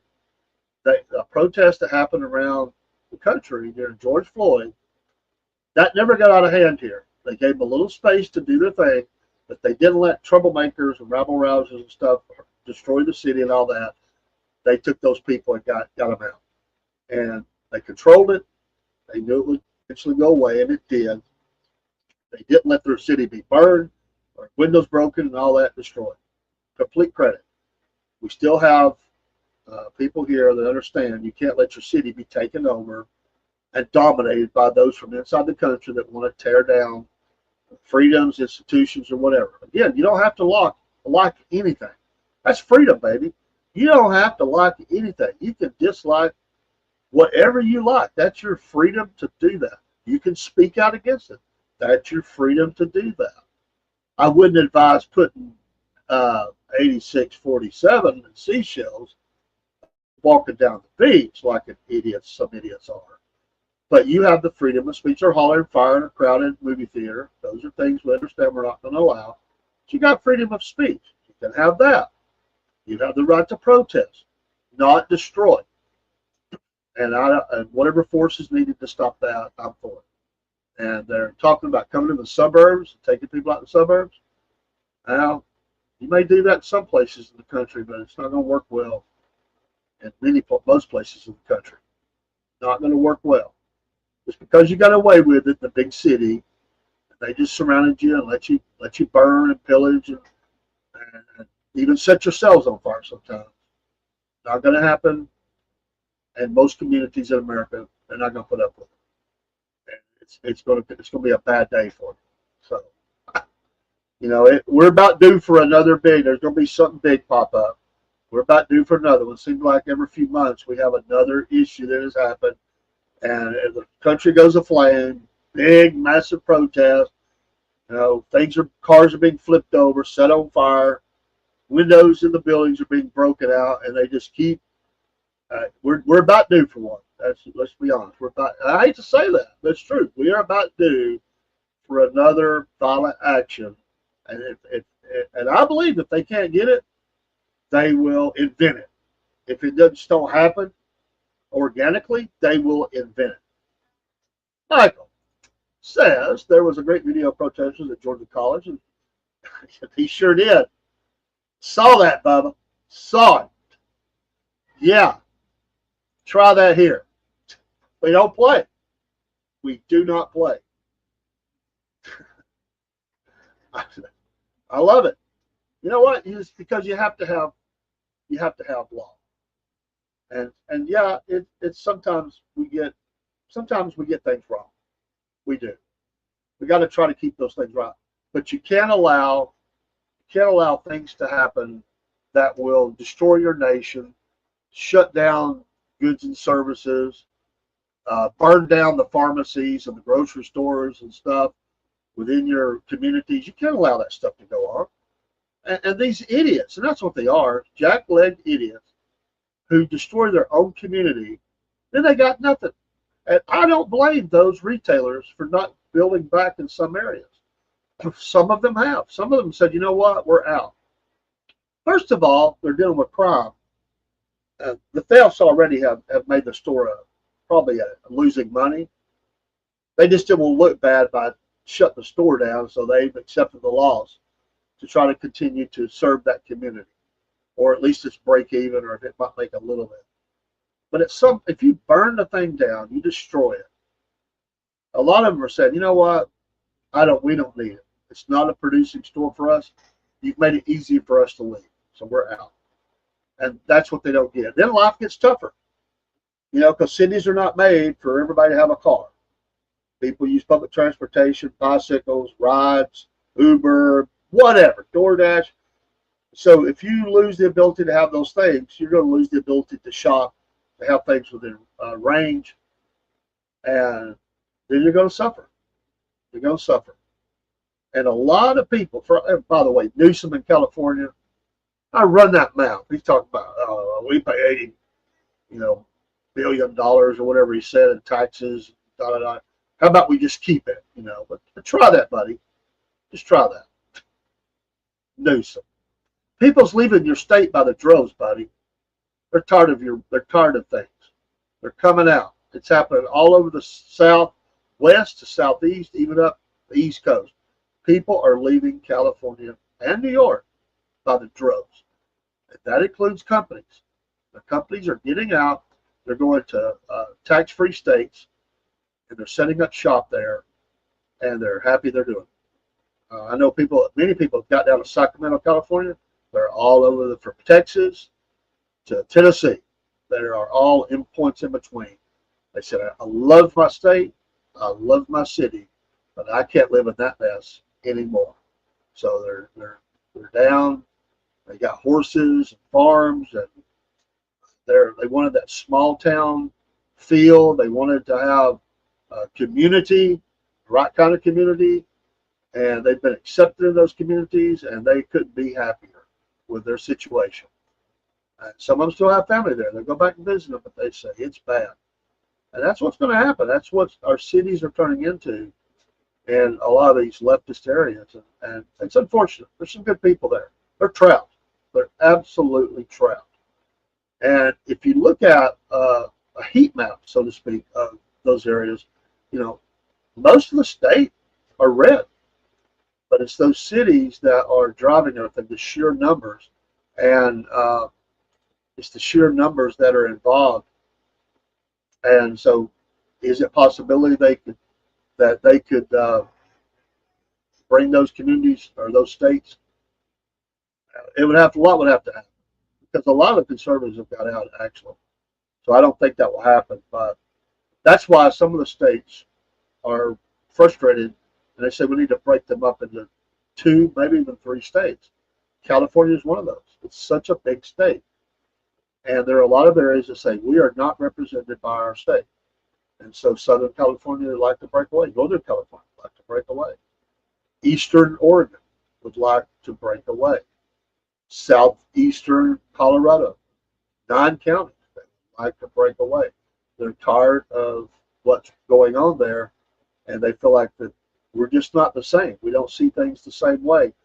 We need representation for us. We need to be able to have our future not dictated to us by the values that these people have versus the values we have. So our country's in a state of flux with things like that. Don't know if there's a path for that people could have that happen, but it's certainly a possibility. Certainly a possibility. I mean, look at Georgia. If you ask anybody in Georgia, they'll say Atlanta's gone. So North and South Georgia identify together. Very conservative areas, farming areas, with some cities, but mostly it's conservative. And Atlanta is blue. And it's a tight state because of that. A tight state. And we're seeing that in other areas of the country as well. We do have elections that will be coming up this year, small as they may be. Go vote, take part in it, research, know who these people are, and get ready for 2026. Lots on the table. Much bigger. If you're not registered, get registered now. And most states have the ability to absentee ballot vote. Because of my wife's health, I think that and I know, Michael, you're doing that, so I think we're going to do that this year. I was talking to one of the election officials, and they said they've done it for about 3 years now because they're so busy leading up to the election. They just absentee ballot vote. And my wife definitely needs that support. She doesn't need to have to get up and go down. She could do it. She'd be willing to do it. But I told them that I think we can, Michael, I think in Georgia we can apply in August, I think. Is that right? For the main election, August. Anyway, if you're still there, hear me. And he also posed, just in the drivers community on the internet, there's 3 states that talk about don't run for Georgia State Patrol: Georgia, Arkansas, Florida. Now that don't play well. Smokey the Bandit. They tried to make the Georgia State Patrol a little bit buffoonish in that, but they played along. They some of them actually officers got in that movie. It's pretty cool, It was fun. It was a comedy. But yeah, they it's funny they highlighted uh, two of those for sure. Arkansas was prominent in that movie as well as Georgia, and of course Texas being the Smoky Bear. So that was pretty cool too. But yeah, they don't play. I want to tell you, people don't realize the amount of armaments that the Georgia State Patrol has. I'm sure most states, but if you've ever seen something really serious going on, and you look out on the interstate, and it's massive what they're rolling down the interstate. Wow, it looks like a paramilitary drill. It's amazing what they have. Absolutely, just not play well with criminals. Yeah, take them down. You remember years ago? I'll probably get in trouble for saying this, but it's true. Freaknik. Remember when Freaknik was going on in Atlanta? And Atlanta thought this was the greatest thing since sliced bread. Freaknik. Oh, all these people are going to come into our city and they're going to spend all this money. And it turned into a crap hole for 3 days. Oh my gosh, the citizens were so mad. Well, I remember the first time they had that happen. I worked in Chickamauga. Those folks came down 75.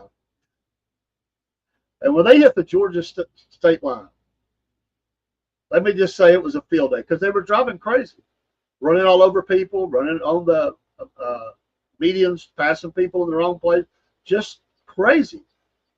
From the state line to at least Dalton, probably past there was an absolute, it was like a convoy of officers that were pulled these people over. They got a lot of tickets that day. Some of them went to jail.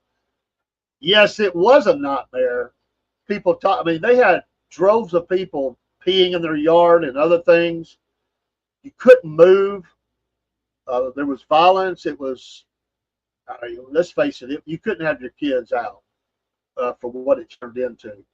And they finally stopped it. It's like the Florida spring break. Some of those communities down there thought, oh yeah, it'd be busy, but we're going to make a lot of money. They're deciding now that, oops, I meant to put that. They're deciding now that that's not worth the money because it's actually costing them more money. And the people are being put in harm's way. And now it's really got bad. They're finding needles and lots of drugs, weapons. The attacks on their businesses have went up. And so some of those communities that were really close to or embrace spring break have decided it's not worth it. Much like their, what's the other kid? South Carolina, Myrtle Beach. They put the stop on some things there too. It turned into a real nightmare. Well, you're right. And that's a protected zone. You can't, if you go in that zone, you can be arrested if you wear a shirt with a scripture on it. You can be arrested. They've got a zone, and you can't say anything. You can't. They won't let you.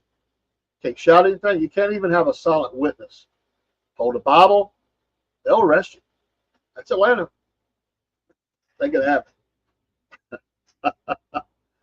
Oh. These young motorcycle riders are warning us not to be stupid on Georgia and Arkansas highways. Yeah, I mean, it is what it is. So, yeah, they don't play. They don't play. And I can tell you, not only the Georgia State Patrol, but Dalton PD don't play either. They're involved in some of those pursuits. And I know some of those guys. And the Dalton PD don't play either. In fact, some of the biggest pursuits have been ended by Dalton PD. They don't play. There's stories. I've got a little bit of access to some of those stories. They enjoy that. That's adrenaline up. They live for that. It's like, oh, not my community. No way. They'd line it up. What's the little town going south? Emerson, Speed Trap. I love Emerson because I like Doug's place, a little country eatery down there. We used to stop all the time. The area's really growing up around Emerson, a little bitty small town. Their whole budget, I think, is made off of 75 South drivers. They've got it where they can come up there and write tickets, and you will always see people pulled over the speeders going through Emerson. Absolutely. I always slow down around Emerson, always. Arkansas does not play. Some of my wishes he could move to Georgia or Arkansas just for the ability to. That's right. We do it. Some people complain. Oh, they shouldn't be allowed to do that. That's part of normal operating procedure around here. That's SOP, standard operating procedure. They don't call in and get the approval for the pit. If they do, that's always sure, yes. I think they just do it. But if they do have to call in, you don't hear about them giving them flack. It's not like when, they had the ones that were taking over the shipping, the Somalians, and they were trying to take out that ringleader, and they had to call in to President Obama, and by the time they got approval, it was too late. No, they just say game on. He's a cop in Washington State. Yeah, and they got issues out there too. They need to have the ability to do that. They've got a lot of problems too. I only know that because I've watched a lot of cops, and a lot of it comes from Washington State. Absolutely. They got their own things they need to deal with, but yeah, I like it. We still have some tough areas. Don't play. Oh. And, it's a massive corridor. Everything flows up through Georgia and branches off to these other states. And there's a lot. You don't ever know what's coming up that 75 corridor. You don't ever know. Drugs, human trafficking, organ stealing. That's become a huge thing. They meet someone, they drug them, take them to a hotel, and it's crazy stuff. Taking out organs and selling them on the black market. That has definitely happened in Atlanta, definitely. But they've been branching out into places like the Blue Ridge. They've actually had people renting cabins in the Blue Ridge area, if you know where that's at, in the state. Beautiful area, but kind of off the path. They've actually had major players of drugs, human trafficking. They believe probably some organ stealing in places like that. They're getting out. They're trying to evade these. They know there's more resources in the cities, so now they're getting off these towns, and they're doing it there. Then, hopefully, because they know that the local police doesn't have the manpower to always investigate, research all this stuff. So, Michael says, I don't know about others, but in Georgia, the troopers have to cover up to 4 counties sometimes. They are spread out. When there is a wreck on a state highway, sometimes it can be a while for the state patrol to get there. I have seen it's common to have a 30-minute to 1 hour wait for the state patrol to arrive to work the wreck. The county just, make sure everybody's okay, make sure nobody leaves. They will sit there. This ties them up too. It's on a state highway. They will tie them up. It happened in front of our church once. There was a wreck right in front of our church. And they had to call in the state patrol. It was, let's just say this. We had church, finished church. It was on a Sunday night. It might have been Wednesday night. But anyway, it was evening service. And we come out and offered water to everybody. It was right after we ended service and came out that the state patrol finally showed up. Everybody was frustrated, but yeah, they cover a lot of ground. How do I contact ICE? My small town is being invaded. I think they feel safe in a small area. I don't know the official contact. That's a great question. Somebody may have a suggestion. We'll look into that. That's a That's a great suggestion, a great question, and we'll look that up. We'll get something back to you, Logan. Thank you for that. And that's happening too in small towns. And those small towns, much like we talked about in Europe, it's happened here as well, but not to the violence level. But they are inundated. Factories are hiring them. They shouldn't. They're supposed to be doing the I-9s. Maybe they've got stolen IDs. Maybe that's part of it. But we know what industry that usually happens in. There's two or three main ones, and we know everybody knows what's going on. So it is happening. That's a great question. I don't have. I mean, it's just something I haven't looked up. I would love to give you the answer. If somebody knows what would be the official contact for them. That's a great question. We'll try to find that out. Thanks for being here. What area? You don't have to give your town, but what area of the country do you live in? Just curious. I like they said small town. I love small town. Small town's great. Community events. We're going to set up at more of those. We're going to be at Camilla with the podcast, Camilla, Georgia, in July. We have one planned for October, small town, and we're looking for at least one more. Maybe in 2026, we may do more. I'd kind of like it to be. I've just got to rearrange my schedule a little bit. Arkansas, okay. I've been in Arkansas a few times. I've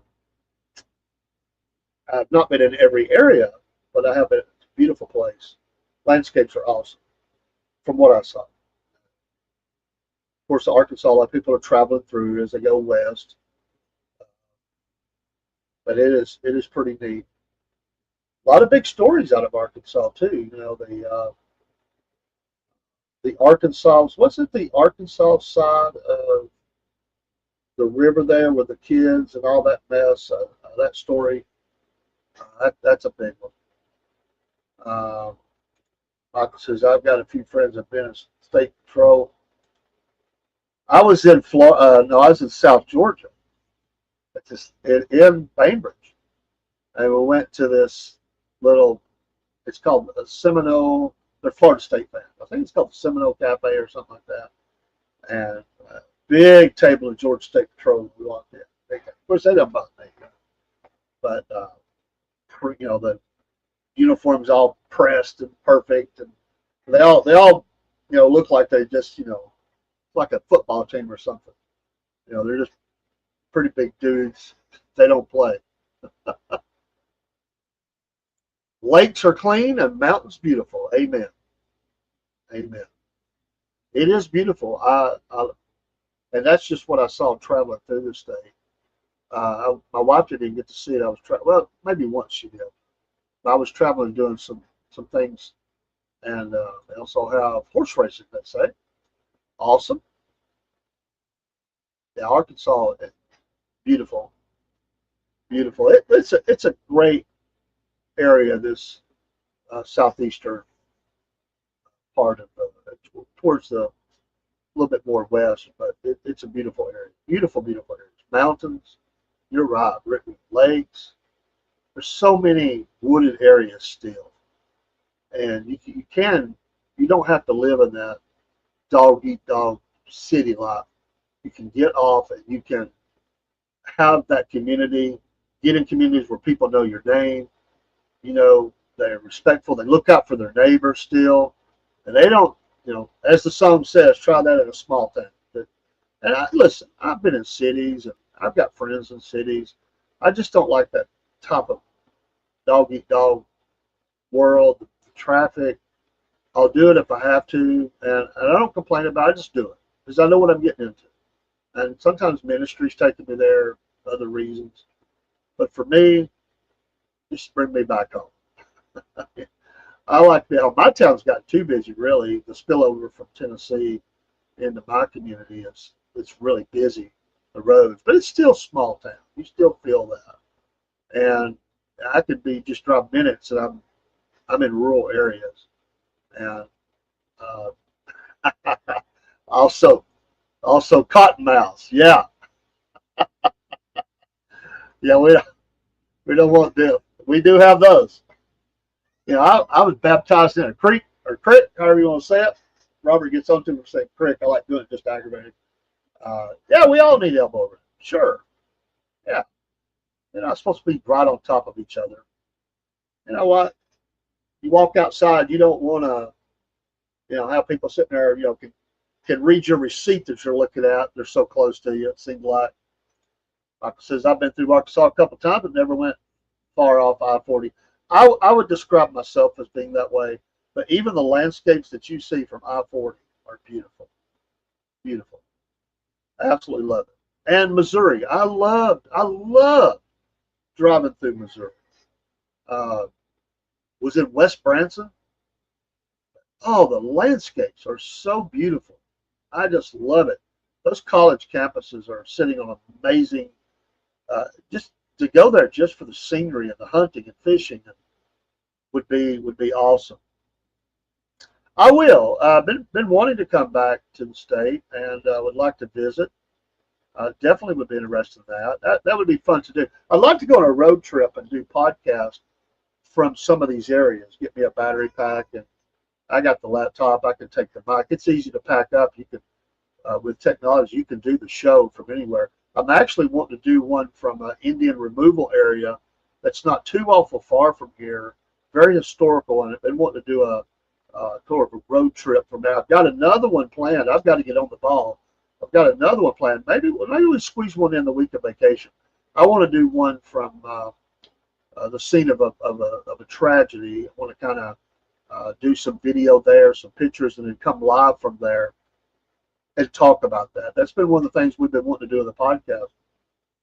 We've done it a little bit, but when I go back south, I'd like me and Rob to do that. Get out of the studio, go live in an area, and kind of be out and about. Talk to the man on the street as well. Now we're going to do that festivals, but I actually want to go to historic areas and do things from there. We can do that. We could do a 2-hour show easy with the battery power we have, as long as we have Wi-Fi. We've got hotspots. We could tag off of our stuff, and we could do that. And I definitely want to do that. Michael says, remember going to Groom, Texas? They have the biggest. I've been there. Brother. I saw it. It's true. You can. I actually have been there in my travels. Diamond Crater State Park, also lots of crystals. Oh, yeah. Absolutely. Absolutely. Because it's ingrained in my brain, you know what I think about when I think of Arkansas? And I can't help it. It's not bad. It's a big company, but it's the Batesville Casket Company. Because a lot of the funeral homes in the region, that's where they would get their caskets, and you would see that on the side of the truck. So that's what kind of comes to my mind a lot of times. So, hey, somebody's got to build them, right? Murfreesboro, Arkansas. I'm familiar with Murfreesboro, Tennessee. Didn't know there was one in Murfreesboro. Spelled a little different. Murfreesboro, Arkansas. I love that Arkansas accent too. It's unique. There's nowhere else in the country have the accent quite like Arkansas. That is so cool. That little R sound, R. I can't recreate it, but definitely you hear it. But yeah, that's a cool place. I love it.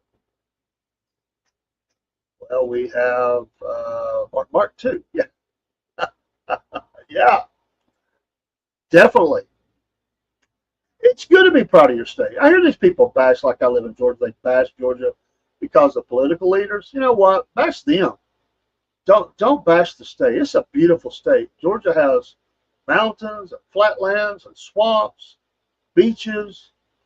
I mean, it offers everything. This is a rich, or because of college football, they'll bash the whole state.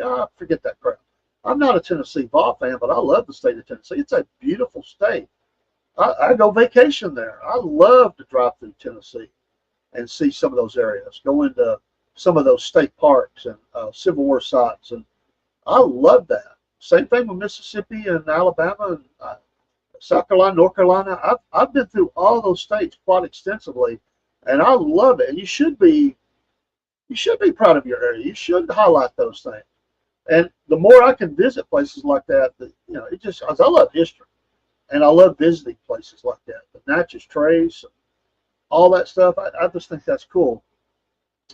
I said I lived in Georgia for years and come back time. Yeah, good. You're right, Michael. Arkansas has Walmart too.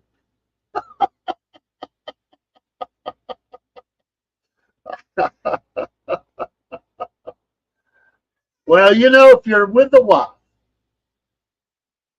she'll give you time to go. Yeah, we did have Bill Elliott. That's true. Awesome Bill from Dawsonville. Um, Crystal Bridges Museum. I've never been there. I would like to. But I was going to say, if you travel with your wife, she's like, "Hey, honey, I'm going to drive through this state park or some history here, Daniel Boone State Park, whatever it is." Okay.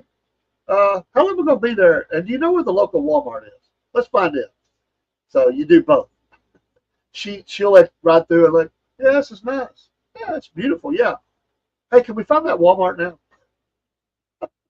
The Crystal Bridges Museum. That's cool. I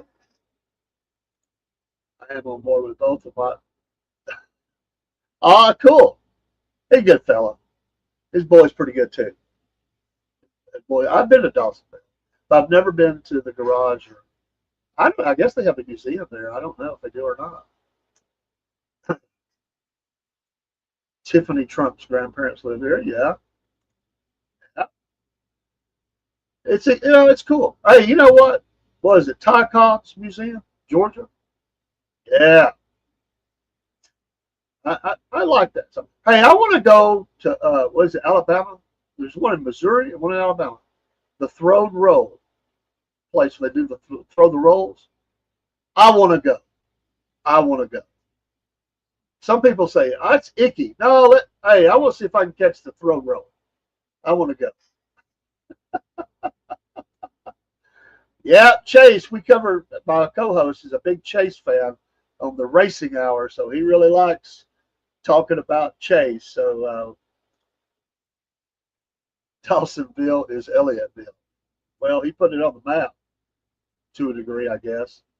Hey, he was the fan favorite, what, 15 straight years or something? Something like that. Most, what do they call that? What did they call that? It was wasn't most liked, but it was something like that, wasn't it? Fan favorite, whatever they call it. He won that every year. He always had a smile on his face, old Bill. And as we were talking about in the racing show, he isn't he the one that went the fastest in a NASCAR before they restricted him down? I think it was him. Fast, 200 something, 212, something like that. I forget what it was exactly. But yeah, I love to travel. I don't really like to stay in the hotels. I wish I had my own travel trailer. The problem is finding somewhere to park it nowadays. A lot of these national parks, you gotta even some of the KOA stuff, you gotta schedule so far in advance, and sometimes you just can't get in a place to camp. But I would love to have my own. I just hate having to take everything out, take everything in, and plus you're staying in somebody else's deal. And I'd like to just go and stay at some of those places like that, little RV parks or camper spots or whatever. I would like to do that once I retire. We could take the podcast on the road, travel for 3 months or something. That would be cool. Michael said, I live close to the Allisons in Fairfield, Alabama. Like the Allisons. Very cool. Yeah. Oh, yeah. Michael, you're a man of has been around. You've done a lot of stuff in your life, brother. You really, really have. You got stories to share. That's cool. Michael's a good fellow. We worked together at one time. Hard working man. Tells it like it is. Straight down the line. He don't care who gets offended. He'll say it, the grace of God, but he'll still say it. I respect that about him. I like to shoot straight. You know what? Don't dance around. Tell me how you feel. Sometimes Rob can't handle that. When you come against what he's all for, he he gets fired up. He's like, oh, wait a minute. Now he gets up. He gets up on that microphone. I get tickled sometimes. I have to turn my head. I want to laugh. Sometimes I do. I can't help it. It's like, uh-oh. Well, I've said that many times too. I don't even know if I was jack of all trades. There's a lot of things I can't do. I certainly wasn't master of anything. Maybe that's why I do a podcast. I don't know. I can run my mouth. Hey, God bless all of you. There's a lot of people in here on a Saturday, and thank y'all for stopping by. We do a lot of different things here at the podcast. We're not just one thing. We do a lot of things. I've got to get the Jeb and Bubba show. I got to get that tomorrow. I hope to get that put together tomorrow. Please. I'm going to be watching race and putting together the third edition of the Jeb and Bubba show. And you know, Robert called out Uncle Jeb the other night. I don't know if Uncle Jeb will respond, but that was not a nice comment by Robert. That was not a nice comment. Talking about him rubbing his butt on the ground like a dog. I kind of think old Uncle Jeb just might respond in a very powerful way. And we're going to be adding other voices, other characters to the Jeb and Bubba show soon. The next edition will have Jeb and Bubba on screen at the same time. They've been doing more solo. This time, there's going to be more interaction between those two in the different skits and stuff, and some added music. There's some musical pieces, a couple of musical pieces that happen in the show as well. And I hope you like the new Maga song that we put out. It's the first time that's played.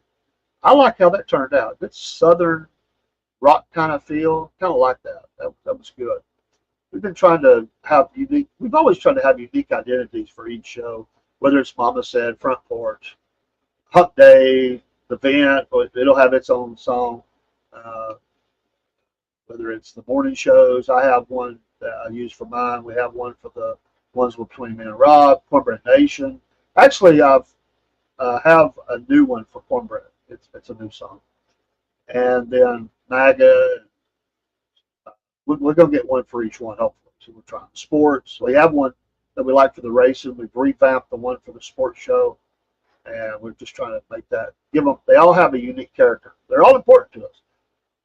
And next week, I'm going to do my best. I have been putting this off for some time. I want to have I remember that episode. I haven't done one in weeks. And we're going to talk about the assassination attempt of Ronald Reagan. I've been wanting to go back and really look at that and just talk about it.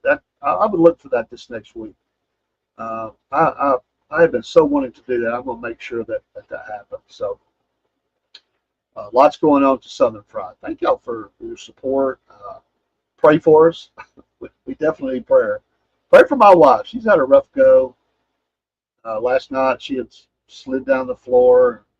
I went and got her picked up. She's okay. She's giving me a thumbs up as I came back to the studio. I got a wonderful wife. She fully supports everything we're doing. She doesn't want to be on camera. She does not want to be on camera. So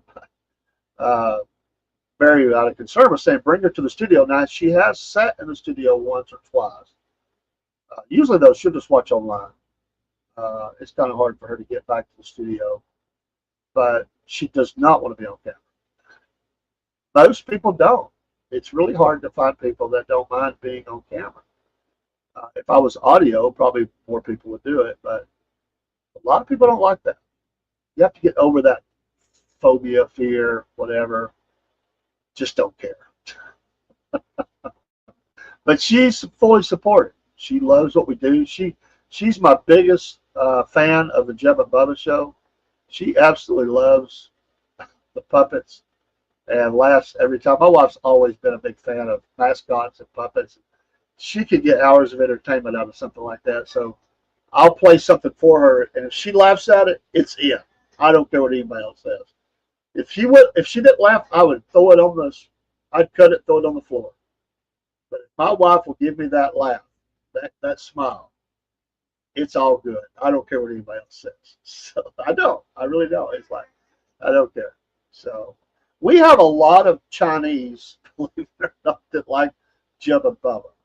They absolutely love Jeb and Bubba. Yeah, I just noticed, Michael, you've got a new profile picture in your Rumble. I just now noticed that. I kept thinking, I thought, what looks different on screen? And it shows up well. But yeah, you've got a different profile picture. We appreciate you being in here. We're going to close in just a minute. I do have to get ready for work. What's that? Oh, that's that thing we do. We all work, unless we're retired. I'm a few years away from retirement. Planning it, though. Be full-time media. Full-time. It's really, we're kind of full-time now. We run the hours of full-time, but we're not full-time. I will be, though, a few short years. If the good Lord gives me the health, we'll be full-time. But we produce 20 to 25 shows a week and have hit 30, small to big, 1 hour, 2 hours, half hours. Some are minutes long, but we produce all that and more every week. We love to do it. We're not bragging. We just enjoy what we do, and we enjoy coming on and being with you. Have a great day out there. Enjoy your Saturday, however you enjoy it. That's a freedom, right? And if you go down the road and the police pull you over and ask you where you're going, say none of your business, respectfully. None of your business. This is America. I don't have to show papers at the state line or the county line or the city line. Just going. So, but we want to say that respectfully, because we should be respectful to each other. God bless Rumble. God bless Rumble. I love Rumble. They're so great. Appreciate all the ones that are coming in from different Instagram. Thank you for all of you on Instagram today, X, Facebook, YouTube, Twitch. Lord knows I'm going to leave out somebody. I'm sure of it. But we appreciate Telegram. We're really trying to amp up our Telegram channel and get it really where it needs to be. Our website's coming along. We're really excited about that. Lots of things in the hopper, as they say. We're trying to get done. We'll get out of here with some music. We'll play a couple of songs. And have a great day. Salute to you. And don't let nobody steal your joy today. Don't let them do it. The joy stealers, there's a bunch of them out there. They like to steal your joy. Don't let them do it. Just say, as we say in the South, bless your heart. And move on. Amen? And join us in the morning if you get up. Your church before church. Sunday morning in the Word. We'll talk about something. And have coffee. And coffee and Jesus. And we'll get up and talk about something in relation to our faith before we go to church. And tomorrow night we'll have shows as well. And hopefully get Jeb and Bubba show completed tomorrow. While we watch the race, they're at Michigan. Enjoy it. Me and Dean on Tuesday night. And at some point next week, and James probably showing in too, but at some point during the weekend or the week, it'll be James and it'll be and Dean as well as myself for the sports show. And our tagline, I like our tagline for the sports show. We talk all sports all the time. We don't have seasons. We just have sports. That's true. We'll talk about it. It don't matter if everybody says, that's out of season. Why are you talking about it? Because we want to. Because we want to. We like our sports. Deep here in the South, we like our college football, but we'll talk soccer, hockey. Don't matter to me. Basketball, baseball. If you don't like none of it, just listen and laugh at us. It's all good. We'll see you next time. It's Dave the AM, a.k.a. the Cornbread Man. See ya.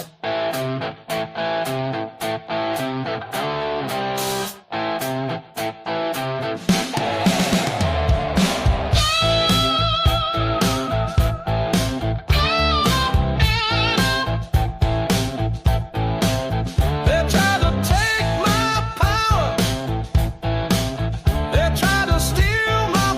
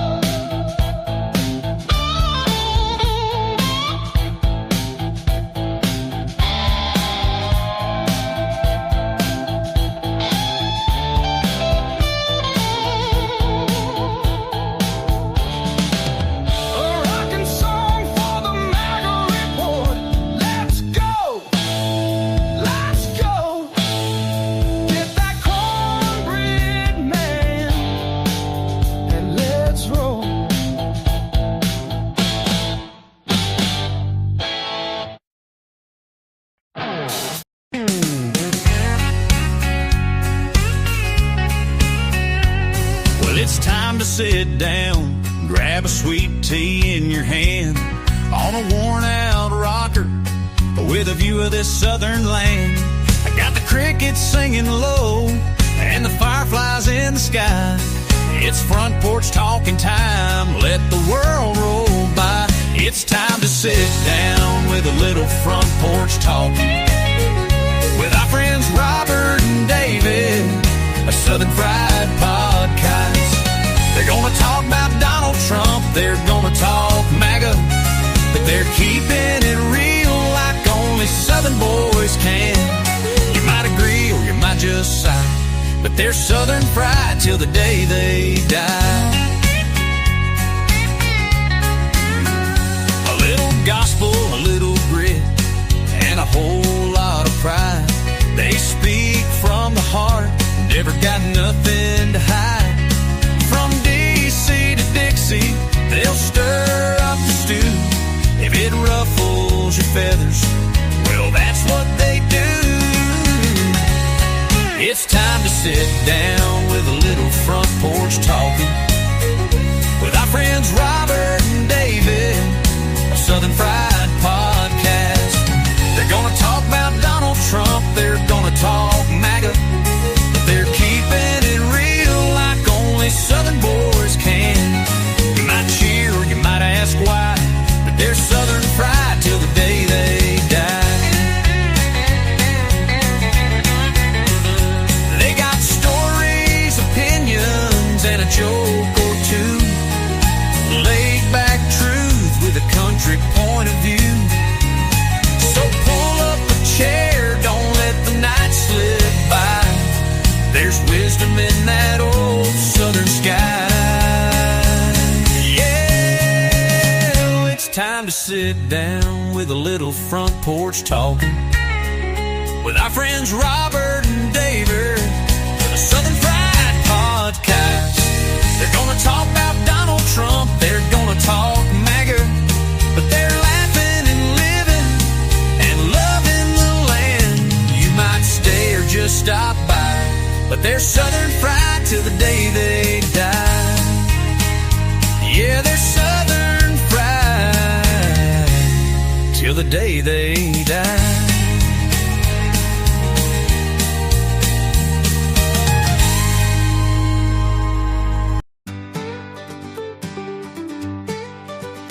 Uncle Jeb's got his overalls on, he's hauling down the lane.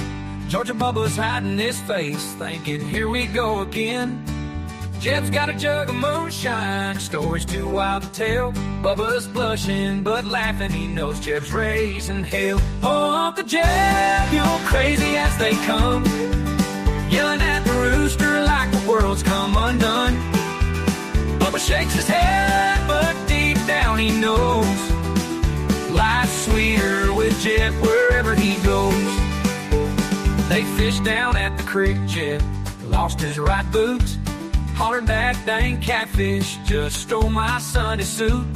Bubba rolled his eyes but stayed by his old friend's side. Through all those wild misadventures, it's a heck of a ride.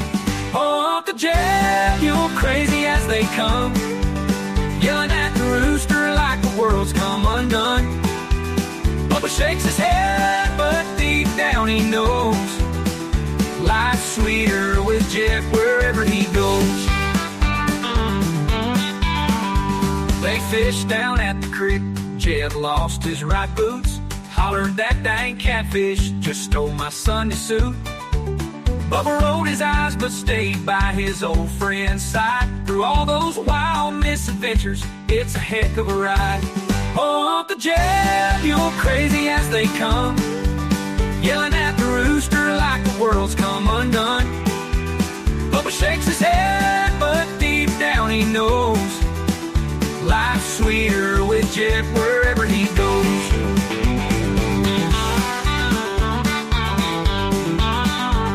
Bubba knows someday these tales will fade to dust, but even through his grumbles, Jeb has earned his trust. Forever shout and holler, there's a twinkle in his eye. And Bubba wouldn't trade him, not till the day he dies. Down at the county fair, Jeb's dancing with the pigs. Bubba tries to pull him out, but Jeb's just doing jigs. Let him laugh, Georgia Bubba. Jeb bellows through the dirt. Life ain't about looking pretty, it's about grass stains on your shirt. Oh, Uncle Jeb, you're crazy as they come, yelling at the rooster like the world's come undone. Bubba shakes his head, but deep down he knows life's sweeter with Jeb wherever he goes, wherever he goes.